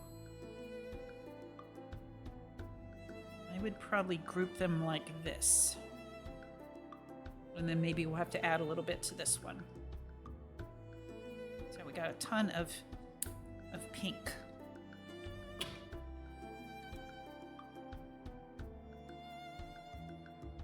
So I hope you guys are having a great, I would assume it's evening for most of you. Oops, that melted. That spoon was hot. Just melted right down the outside. Oh, and we're also getting soot for some reason. The candle's getting down to the bottom and it's throwing a bunch of soot. All right, that's okay, that's okay. It can be cleaned later. It's just messy in the moment. Let's just get this in here, get it melted, and then we'll stop using this candle before it just completely... when they get down to the very bottom, they tend to like flame out, Let's get all that in there. I'm gonna have to cut that. So they make like a ton of soot. I'm not even sure that's gonna make it to melting this, but I can always put it over here. Okay, so pink. So I guess for the pink one, we can go with the daisies. Yeah. And then for the rosemary stamp, we can use like the blue, green, yellow, and weird shot of orange. Just for fun. Just for fun. And I'm just cutting this up smaller so that it actually fits in there. Okay, that works.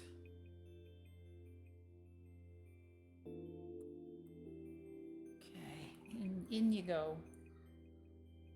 The electric melter is much faster. And then when this is done, I can look at what we have made and see what we think needs to be colored, you know, or highlighted or otherwise decorated. Oh, got soot mania going on over there. Come on, Candle, you can make it.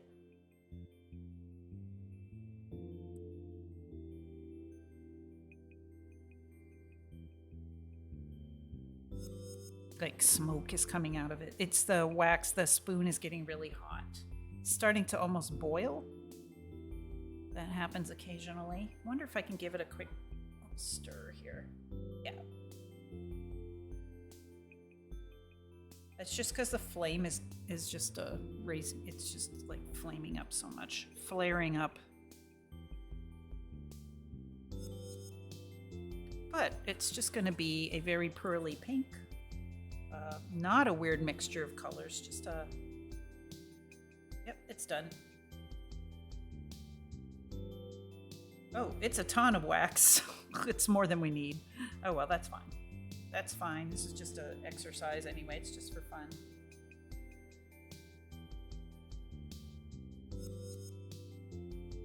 And you can tell it's boiling because when I press down on it, there's a bunch of bubbles that are popping. I'm gonna blow that candle out.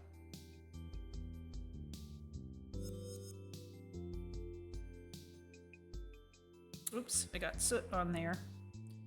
Yeah. And my fingers and everything. Great, we did okay with the soot, but until the very end.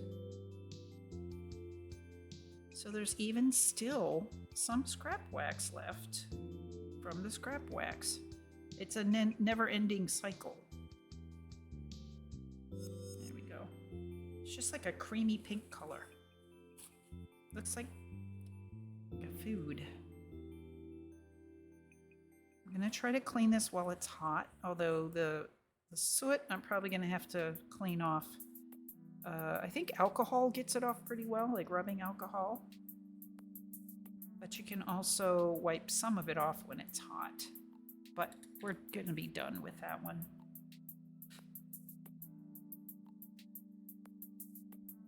I'm gonna have to clean this little silicone also with alcohol, I think.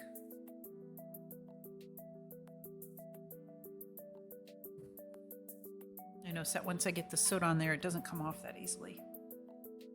Let's brew my tea one more time while we're here. This has been a messy session. This tea is like, little crumbs are going everywhere. Here's what the tea looks like. You know, that one lump that I put in here is still not fully broken up, so you could just keep brewing this like all day.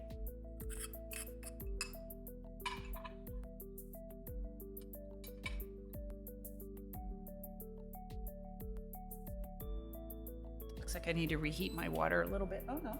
Okay, kettle says it's good. So we'll get one more steep out of this, but you know, honestly, it could just keep going and going.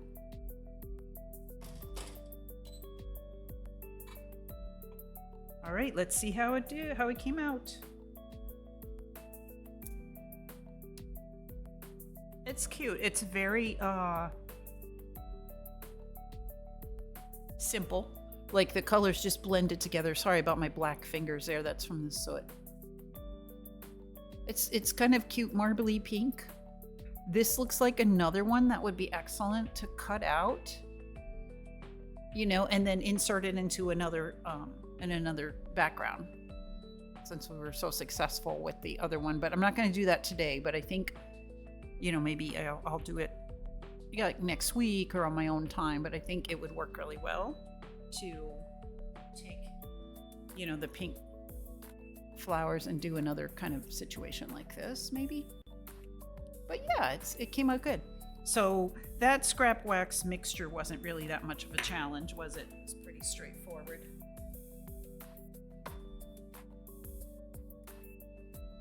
It really, since it was boiling, since the wax was so hot, it was boiling, it mixed together on its own, it just blended in. And there's not really, what's the word I'm looking for? There's not like marbling. There's not very much marbling. All right, well, let's see how we do with the really wild color combination over here that we're gonna just stamp with the rosemary stamp. Trying to keep my workbench clean over here. There we go. All right, here we are. All right, this is wild. Let's see how we do, though. We'll just marble it together a little bit. Since it's such a simple stamp, it'll probably be fine. One advantage of the electric melter is you're never going to have soot.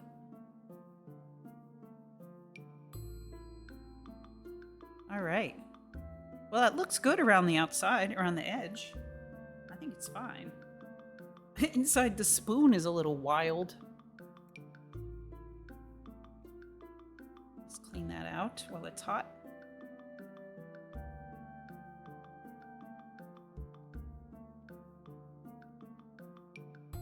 Okay, paper towel is needed.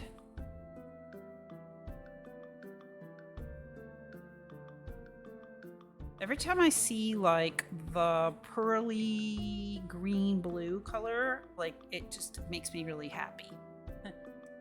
I guess that's probably my sort of sweet spot for colors. So like these guys, but one of them's more of a yellow green and one's more of a blue green, but they kind of have that little bit of pearl on them. I just love those colors. So I think I'm going to be happy with this random one. The scrap wax looks a little wild. I think it might be done because it was very thin. Oh yeah, it fell right off. Okay, I like it. It's cool. I think the rosemary needs to be picked out with a gold marker. What do you think? Or at least like a metallic green marker, something to set it apart, It's fun. Oh, they look like algae and reflections on ponds. Yeah. So, this one's a little bit of a wild combo, but we knew that. It was the orange, that was really the sort of chaos agent in here. But I think, why don't I start with this one? I'll start decorating with this one. Don't know how much longer you guys want to stick around, but you're more than welcome. I probably won't decorate, everything. Some of these I really don't think needed that much, but let's just start with, because I haven't done anything with these as far as highlighting or coloring or anything. So let me bring out the markers. I could see a lotus lily pad stamp being pretty. Oh yeah, with that kind of color. Yeah. Mm-hmm. Oh, yeah. I'm sure that would be really pretty. We also have this highlighting sort of powder.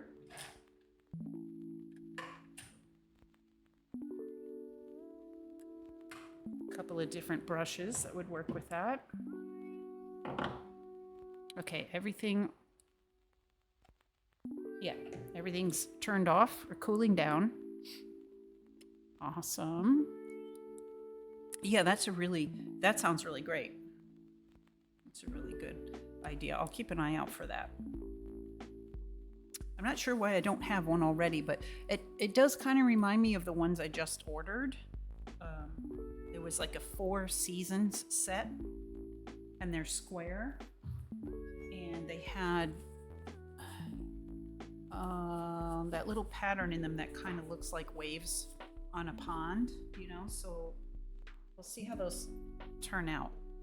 Unfortunately, the people selling them didn't make like a sample one that you could see like most sellers do, so I really took a chance on them, but I think they're returnable, and they just weren't that expensive, so it's like, let's just try it. All right, so I think for this one, I'm not sure if a green marker would show up, so I think like if we really just go with the straight gold, in fact, I have this gold marker here. And I gotta take my glasses off to see this. Now this is something I can do, I think, with you seeing, ooh, the fumes are interesting if you inhale those. Didn't mean to. Is this working enough to highlight it? Maybe?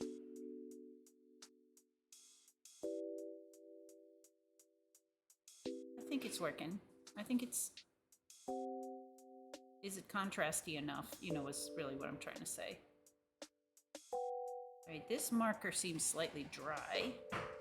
There goes my windows closing again. If you hear like clunking noises in the background, it started raining enough to make the skylights close.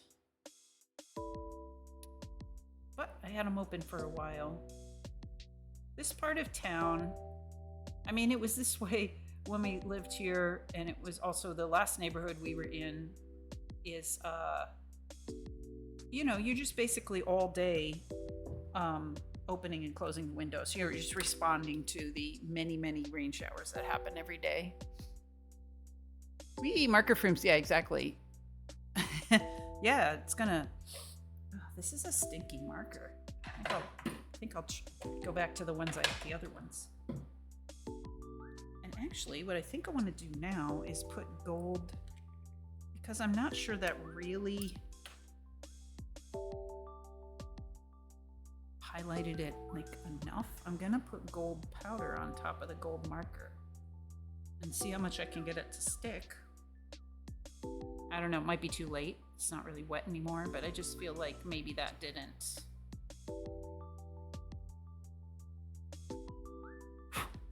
That maybe it didn't actually highlight it up. Oh yeah, this looks pretty. Okay. Okay, now you can see it. You can see the design amongst all the color chaos. Oh, Luke. Gosh, welcome in. Aloha to you. How do you like this? How are you doing, Luke? I'm going to give you a shout out as soon as I get my hands free. We just made this little wax seal stamp of some rosemary out of the scraps of all of our other wax seals. And so, kind of random colors. Okay. My mods are moving right now, so let me give you a shout out. If you guys don't follow Luke Tierney Music, you really should check him out. He is an awesome musician and DJ and just all around really nice guy. Why did that not work? Did I not spell it right? My shout out just stopped working. Gosh, it's always something. I was doing shout out successfully earlier. Did I not spell that right or something? Let me try it again. It looks like I did. Luke Tierney Music.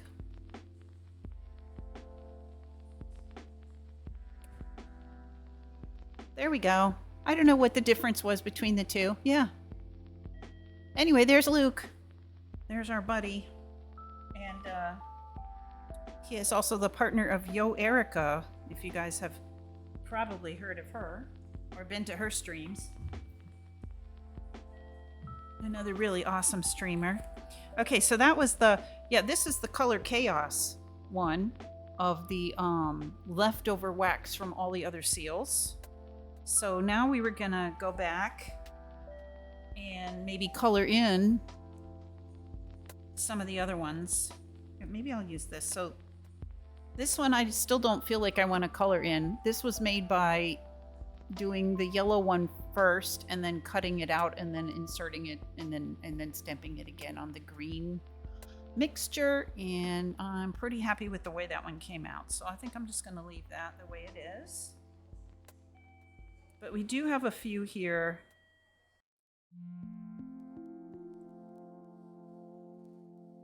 All the same stamp that we used, like really pretty blended colors, but it's not really showing up the design. So maybe I'll decorate either the pink or the lavender one first. I had an extra space. Oh, thank you. Thank you, Texas. That was probably it. Yeah, my keyboard isn't handy. It's not convenient where I have the way I have this set up. I mean, I can like use the touchpad and the mouse. Yeah, I'm sure that's probably what it was because it was spelled right. All right, so let's I'm gonna maybe just color this pink one a little bit. And we have, I mean, I could just do silver with this color and it would look pretty, but there's also a couple of pinky. See, that's just very much the same color. I'm coloring on the back for anybody who's like, what are you doing? Oh no. This is the back of it. So there's like a more red one and a more almost purpley one. Kind of leaning towards the more red one, which I think is this one. Is it this one? Yeah. The colors of the caps of the markers really just don't. They really don't reflect what color the marker is. I mean, in the most general sense, they do, but they're not very. They're actually not very good. And it really doesn't help that I keep just putting them down on the table next to each other, and then I'm like, which one was that? Okay, this is the one I want to use. I put the other one away. So crazy. And there's nothing that limits you to just using one color either. So maybe I'll do the little flowers in this red color. Yeah, it's just, I was just talking about that earlier, right? About the, like we get up and have to run and shut windows and then a little bit later, like realize it's super stuffy and we open the windows again. So this was a run and shut windows moment, even more than usual though. Like really run and shut them. Not just like, is it raining? I think it might be raining. Okay, so I'm gonna go ahead and do these. I don't really have a red marker that's like red, that's actually red, but I'm going to use this dark pink. It's just sort of enough to kind of make this stand out a bit. We got all kinds of little flowers here. I wonder about these lines, whether I should leave those alone or just accidentally get the ink on them. You know, that's fine too.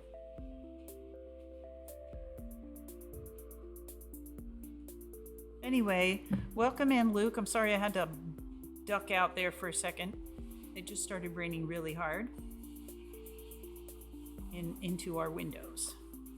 But good to see you, my friend. Hope everything's going well.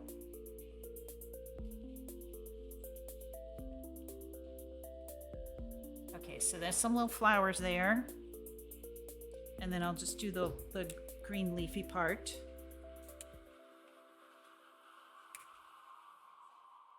That's my one coffee related song in my playlist that we just heard. It's like a coffee shop theme, and it has like a espresso machine noise in the background. Johnny Bailey recorded the sound at a coffee shop. So he does a few of these, like, background sounds. He'll go to he's got a whole little album that he recorded. I don't know what you call it, an EP or something, that he went to train stations and recorded the sounds. And then can't remember the name of his EP, but I have some of those songs too on my playlist. Okay, what are y'all saying? Okay, so there's more I could do with this one, but I picked out the pattern a little bit. The flowers don't look that great, but the leaf part looks really cool.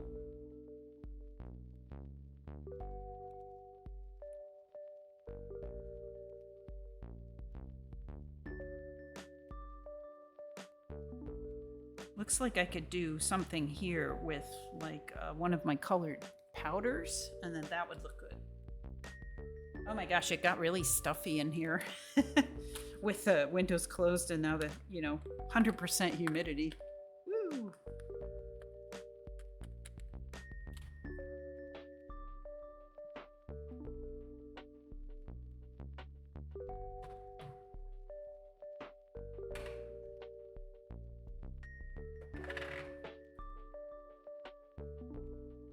Okay, I have this sort of lavender colored powder.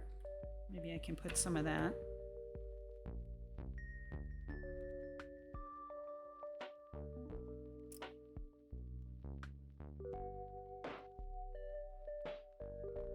Oh, it's very purple. It's dark. This is a darker purple one. I forgot that I even had it. Oh, that looks better.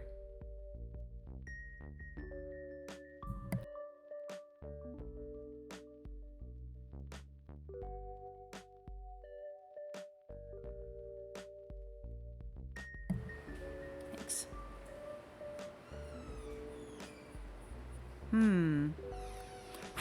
Okay, well, it's a thing to experiment with. I kind of like that. But you could also just get in there and like paint every line, every little ridge and little line in this design. I'm not sure what you would do with flat areas.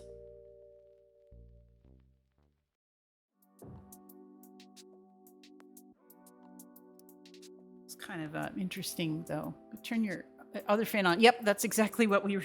When I turned off my microphone, that was me asking him to turn that on. Yep. Exactly.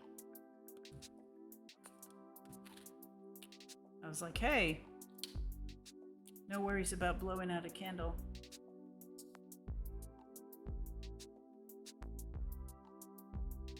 That's pretty much our weather experience. I should not have done that with my glasses off because I totally got that somewhere I didn't mean to. All right. That means I have to paint more of the little line here. Started something. Actually, it's still a little sloppy. Oh well.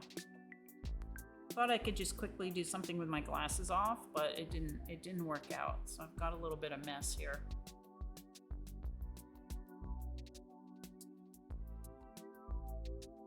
So I'm gonna paint all of these sort of dividing lines. This is sloppy though. I think you have to kind of use a finer tip than this. Maybe the chisel point one, possibly. But you get the idea, like what you can do with this. Let's move on to another one. It's kind of cute though. Yeah.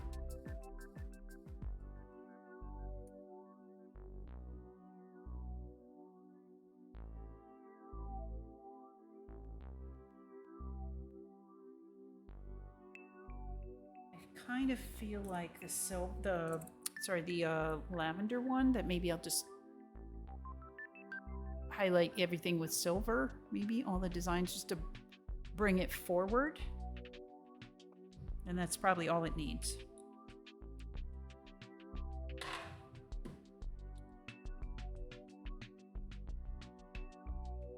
Got a little strand of wax there that's just like a tiny hair.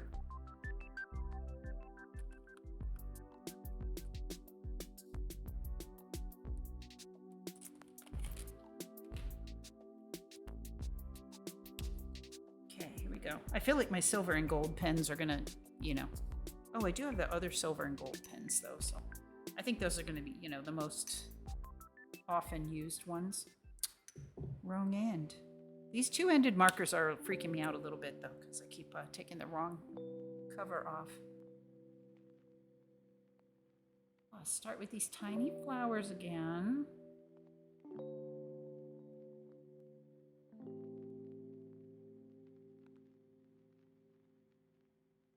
Okay. On the leaves, this part's pretty easy to not be too messy with it.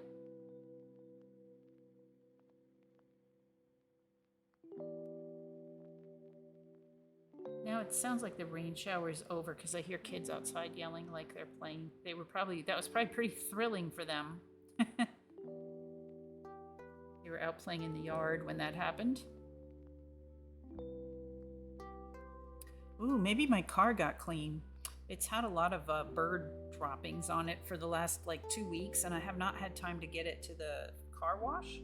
And I keep hoping that a big rain shower, like a heavy rain shower, will come and like just pound that off there. So maybe that just happened. It was certainly heavy enough. Oh, so hard to get into these tiny areas with the round pen.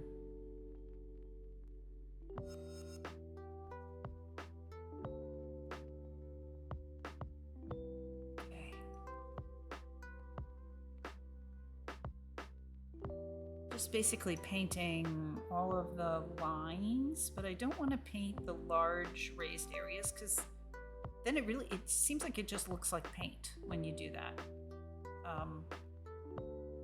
Or I haven't found a way to make that look good and not just gloppy.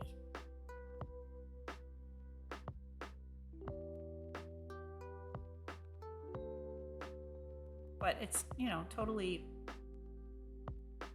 personal taste as to whether you to do that or not. And you can see that I accidentally did it in a couple places, but I didn't mean to. Okay. I think that looks pretty good. So I didn't do like the areas that have the dots on them. Oh, you know what? Why don't I put silver powder on those? And then they'll still be like a little bit highlighted. You can see I got the marker one place I didn't mean to. It is very sort of liquidy and painty. So let me go in with the silver powder. Yeah, okay. So I think that'll just kind of make that look like it. Oh yeah, much better. Like it looks like it goes with the other things, but it's not painted on. Oh gosh, that's great. Okay.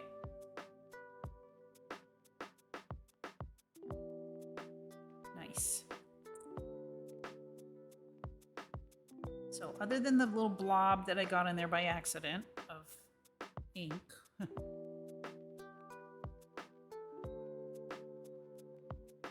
that looks even nicer.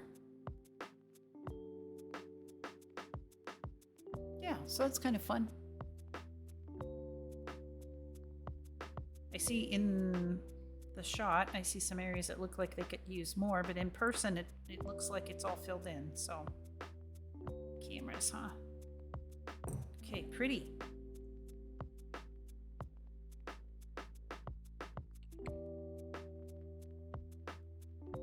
So the blue one could be done the same way. I'm still kind of really liking the sort of marbliness of the blue one on its own.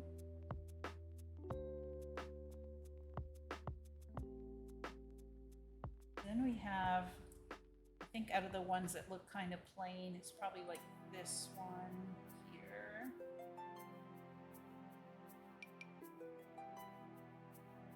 And this one, ginkgo leaves to me is almost always like gold. You know, I want to put gold on them. But maybe like a bronze color would be good. Or the acorns could be like whatever I've got for a darker metallic.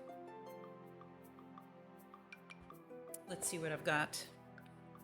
I think this one's just gold. What is this one? And then this is silver.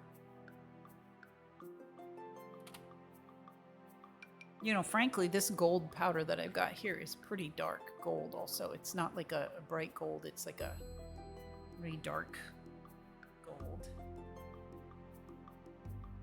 Let me see what color this...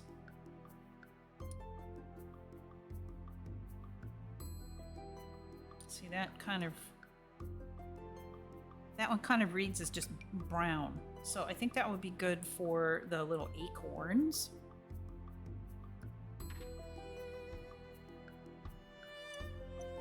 Let me do the little acorns in here.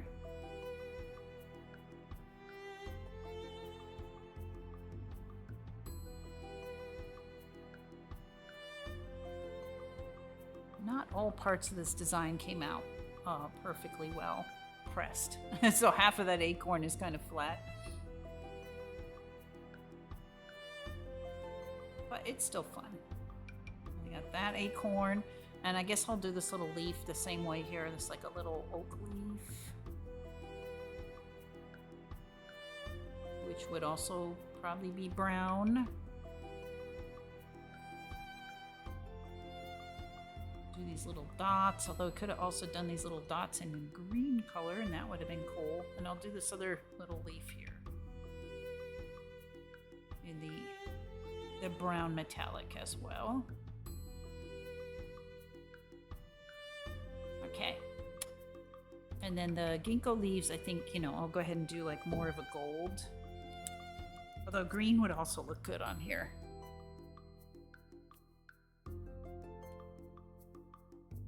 The ginkgo leaves, are they evergreen? I guess they're green.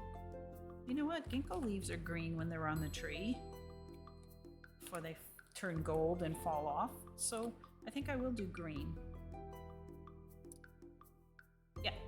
Yeah, this green is going to be good. So it's a mix of fall and not fall colors. Oh, it's very bright green though. Yikes. I should know that because I just used it for something else.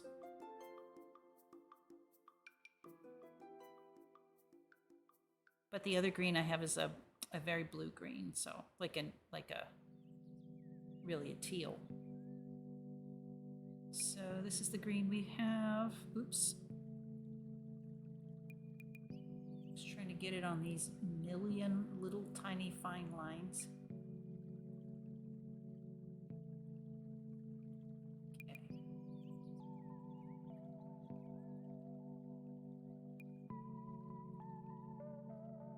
I don't really have a lot to talk about as far as, you know, life right now. Things continue to be fairly stressful at work. We have most of a team in place, you know, which is nice. I mean, we're not totally understaffed anymore, except for me personally. My little team is just me still, but we've done a couple interviews and we've got someone we are trying to hire that might be able to start at the end of the month, basically. So I'm really hoping that works out. And it's someone who's experienced in what I do, so the amount of training would be minimal. So, you know, fingers crossed for that. That will certainly ease up my worries a bit as far as my workload. Other than that, I don't really have anything planned or going on. I did put in for vacation, but not until the first week in November. So it's still going to be a little while. We have another event at work not next week, but week after next. But for me, it's almost just like a show up and help out. Like I didn't have to be part of the planning very much this time. So that is definitely easing up for me. We got someone in whose job it is to manage events. So thank goodness for that. I'm gonna go over this leaf with the green. Now it's a green leaf. Yeah, so that's really helpful, but yeah, I won't be taking vacation until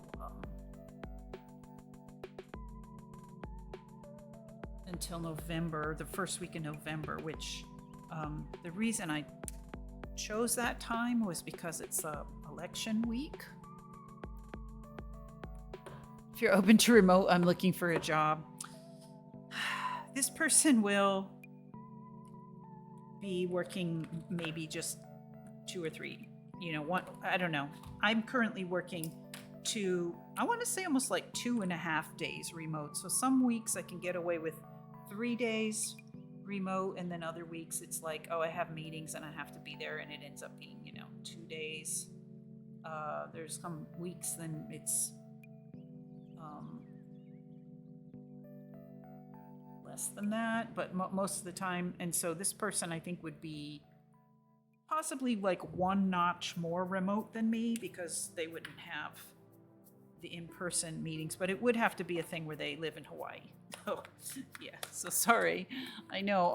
Good luck to you, though, Texas. I'm rooting for you to get that. If that works out for you, I'm hoping that you get one of the 2 positions you were talking about that are remote. So this got a little blobby on one of the ginkgo leaves, but I think it's kind of looks better. It's kind of cool. Like you can see the design a lot better. Hawaii's a bit of a commute. Yeah, it sure is. Yeah, it sure would be.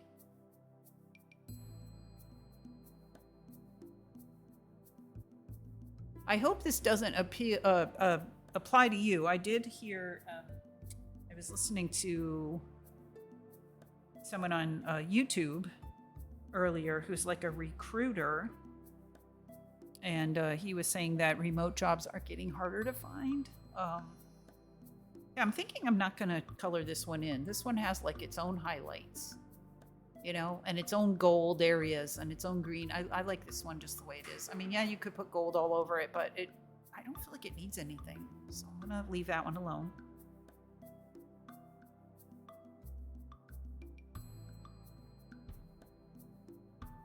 What did we decide we wanted to do with this one here? Maybe try to cut off some of the yellow border? I don't know. It's blobby. I wonder if I just went around with the knife and just kind of cut it. If I could make like a straight cuts all the way around, if that would look good.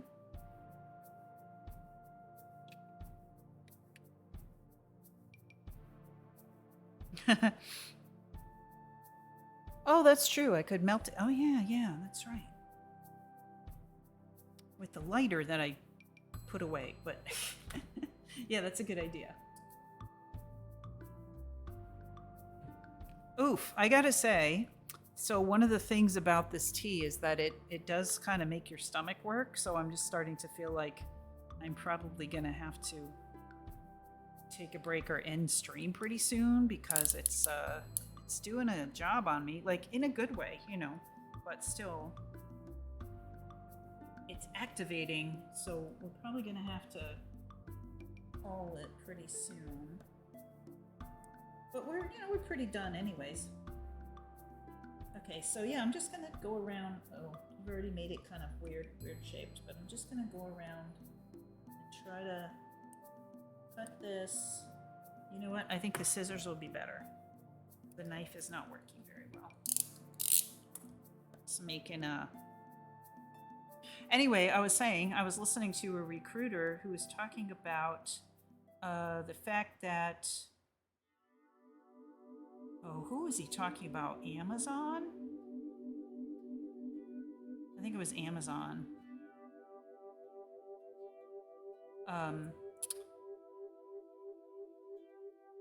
Eliminated the possibility of remote work. And so I forget how many people he said were probably going to have to leave Amazon because they had taken positions that had started out as like they were always supposed to be remote work. Not only people who went remote during the pandemic, although some people did that and then moved out of the cities, right? So they were like, oh, if I can work remotely, we're going to get out of this population center where everything's so crowded and, go someplace more rural or whatever, and I can still work remote. So, however, and then there were people who got their jobs during that period, and it was, started out as a remote job, but Microsoft, I keep saying Microsoft, but I think it was actually Amazon. They, just said, well, we want everyone to come back to the office 5 days a week, and if you can't do that, then basically you'll need to resign. So he was talking about that, but also in terms of if you're out there looking for a remote position, the competition is going to suddenly become a lot stiffer as these people are re-entering the workforce, shall we say. They're re-entering the job market because they can't work for a place like Amazon anymore, and they're highly qualified people. Now, for Texas, that's probably not exactly the kind of work you do, but anyway, it's just kind of got me a little worried. But so far my workplace is pretty easy about that. That was a long way of saying I sure hope you get the positions that you're looking for, and I hope you get them soon before a bunch of overqualified people appear in the job market because they can't work at Amazon or places like Amazon remotely anymore, which is just, I don't know, I think it's crazy. Okay, well that actually does look kind of better. It's chunky and lumpy. Yeah, you belong to a site that has a lot of good leads. Yeah, so good luck to you. It sounded like you were hearing about something that hadn't even opened up yet, so that's like a really good place to be. Okay, maybe I made this like too narrow now, but like that was the only way I could make it sort of even all the way, like an even size. But yeah, if I melted that out smooth, I think that'd be pretty cute now. Yeah, I like it better too. It was almost too much of the yellow. It's better balanced, and you're right, I could just take a lighter, or yeah, I think if I held it up to into a candle flame, we tried that already, and it got soot on it, and on this light color it would definitely show. But yeah, I could take a lighter and just gently touch it around the edges, and I think it would smooth out. So yeah, I think that's a much better balance now.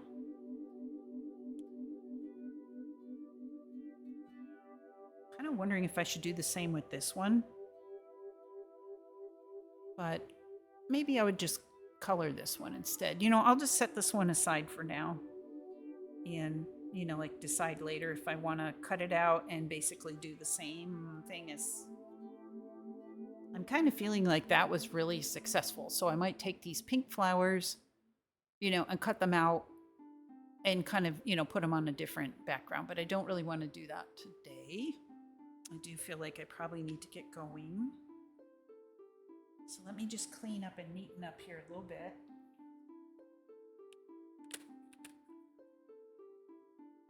And see if there's anybody to raid. Since how many raids did we get today? We're definitely backpack barbs. I think it was just one today. Was it like, we got like 4 the other day. It was insane. But today wasn't that busy of a raid day, but still. It's always nice to kind of spread the love. I think last week that I just kind of forgot altogether. Just kind of signed off and was like, okay, bye. So let's take a quick look. As always, if you don't, if you don't need, if you can't stick around, that is totally fine. But let me see if there is anyone out there. For some reason, my browser isn't letting me just duplicate that tab.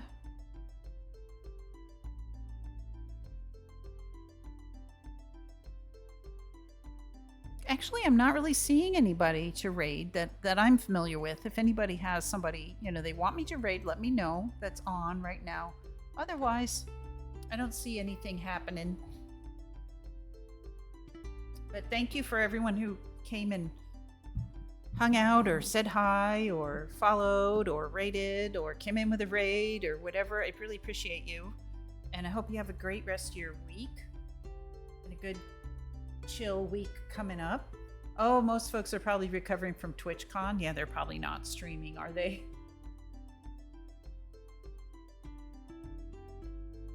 That makes sense. But okay, yeah. So let's go ahead and let's just sign off. Oh, Amazon was one of the places you applied to. Well, good luck. We'll see what happens.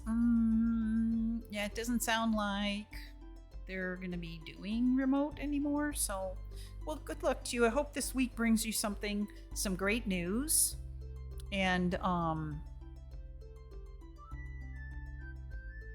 it's 9:30 p.m. out there. Yeah, so probably not a lot of people streaming. I agree. Sometimes I'll have people that are like, in another country or something, like Japan, and it's already tomorrow and they're up early or whatever. But it doesn't sound like today's one of those days. That's fine. I hope you guys have a nice, mellow week coming up. I hope you get good news. I know Cyril and Blueberry, I'm not sure if they're still here, but, good luck on your move, and I hope you get everything done. And, best wishes to everybody in whatever you're trying to do. And as I was mentioning earlier, I do have a work event coming up, but it's not until like middle of next week. It's like Wednesday night, so I don't see how that would affect my streaming schedule that I know of. So hopefully I'll just be here on next Sunday as usual, and we will either do more of this, or if you have ideas about something else you'd like to do, just send me a whisper or an Instagram message or something like that, and we'll talk about that. Okay, and anybody who's celebrating the Moon Festival, Happy Moon Festival. I'm sorry, I don't know how to say it in Chinese, but take care, and I will see you next week. Bye-bye.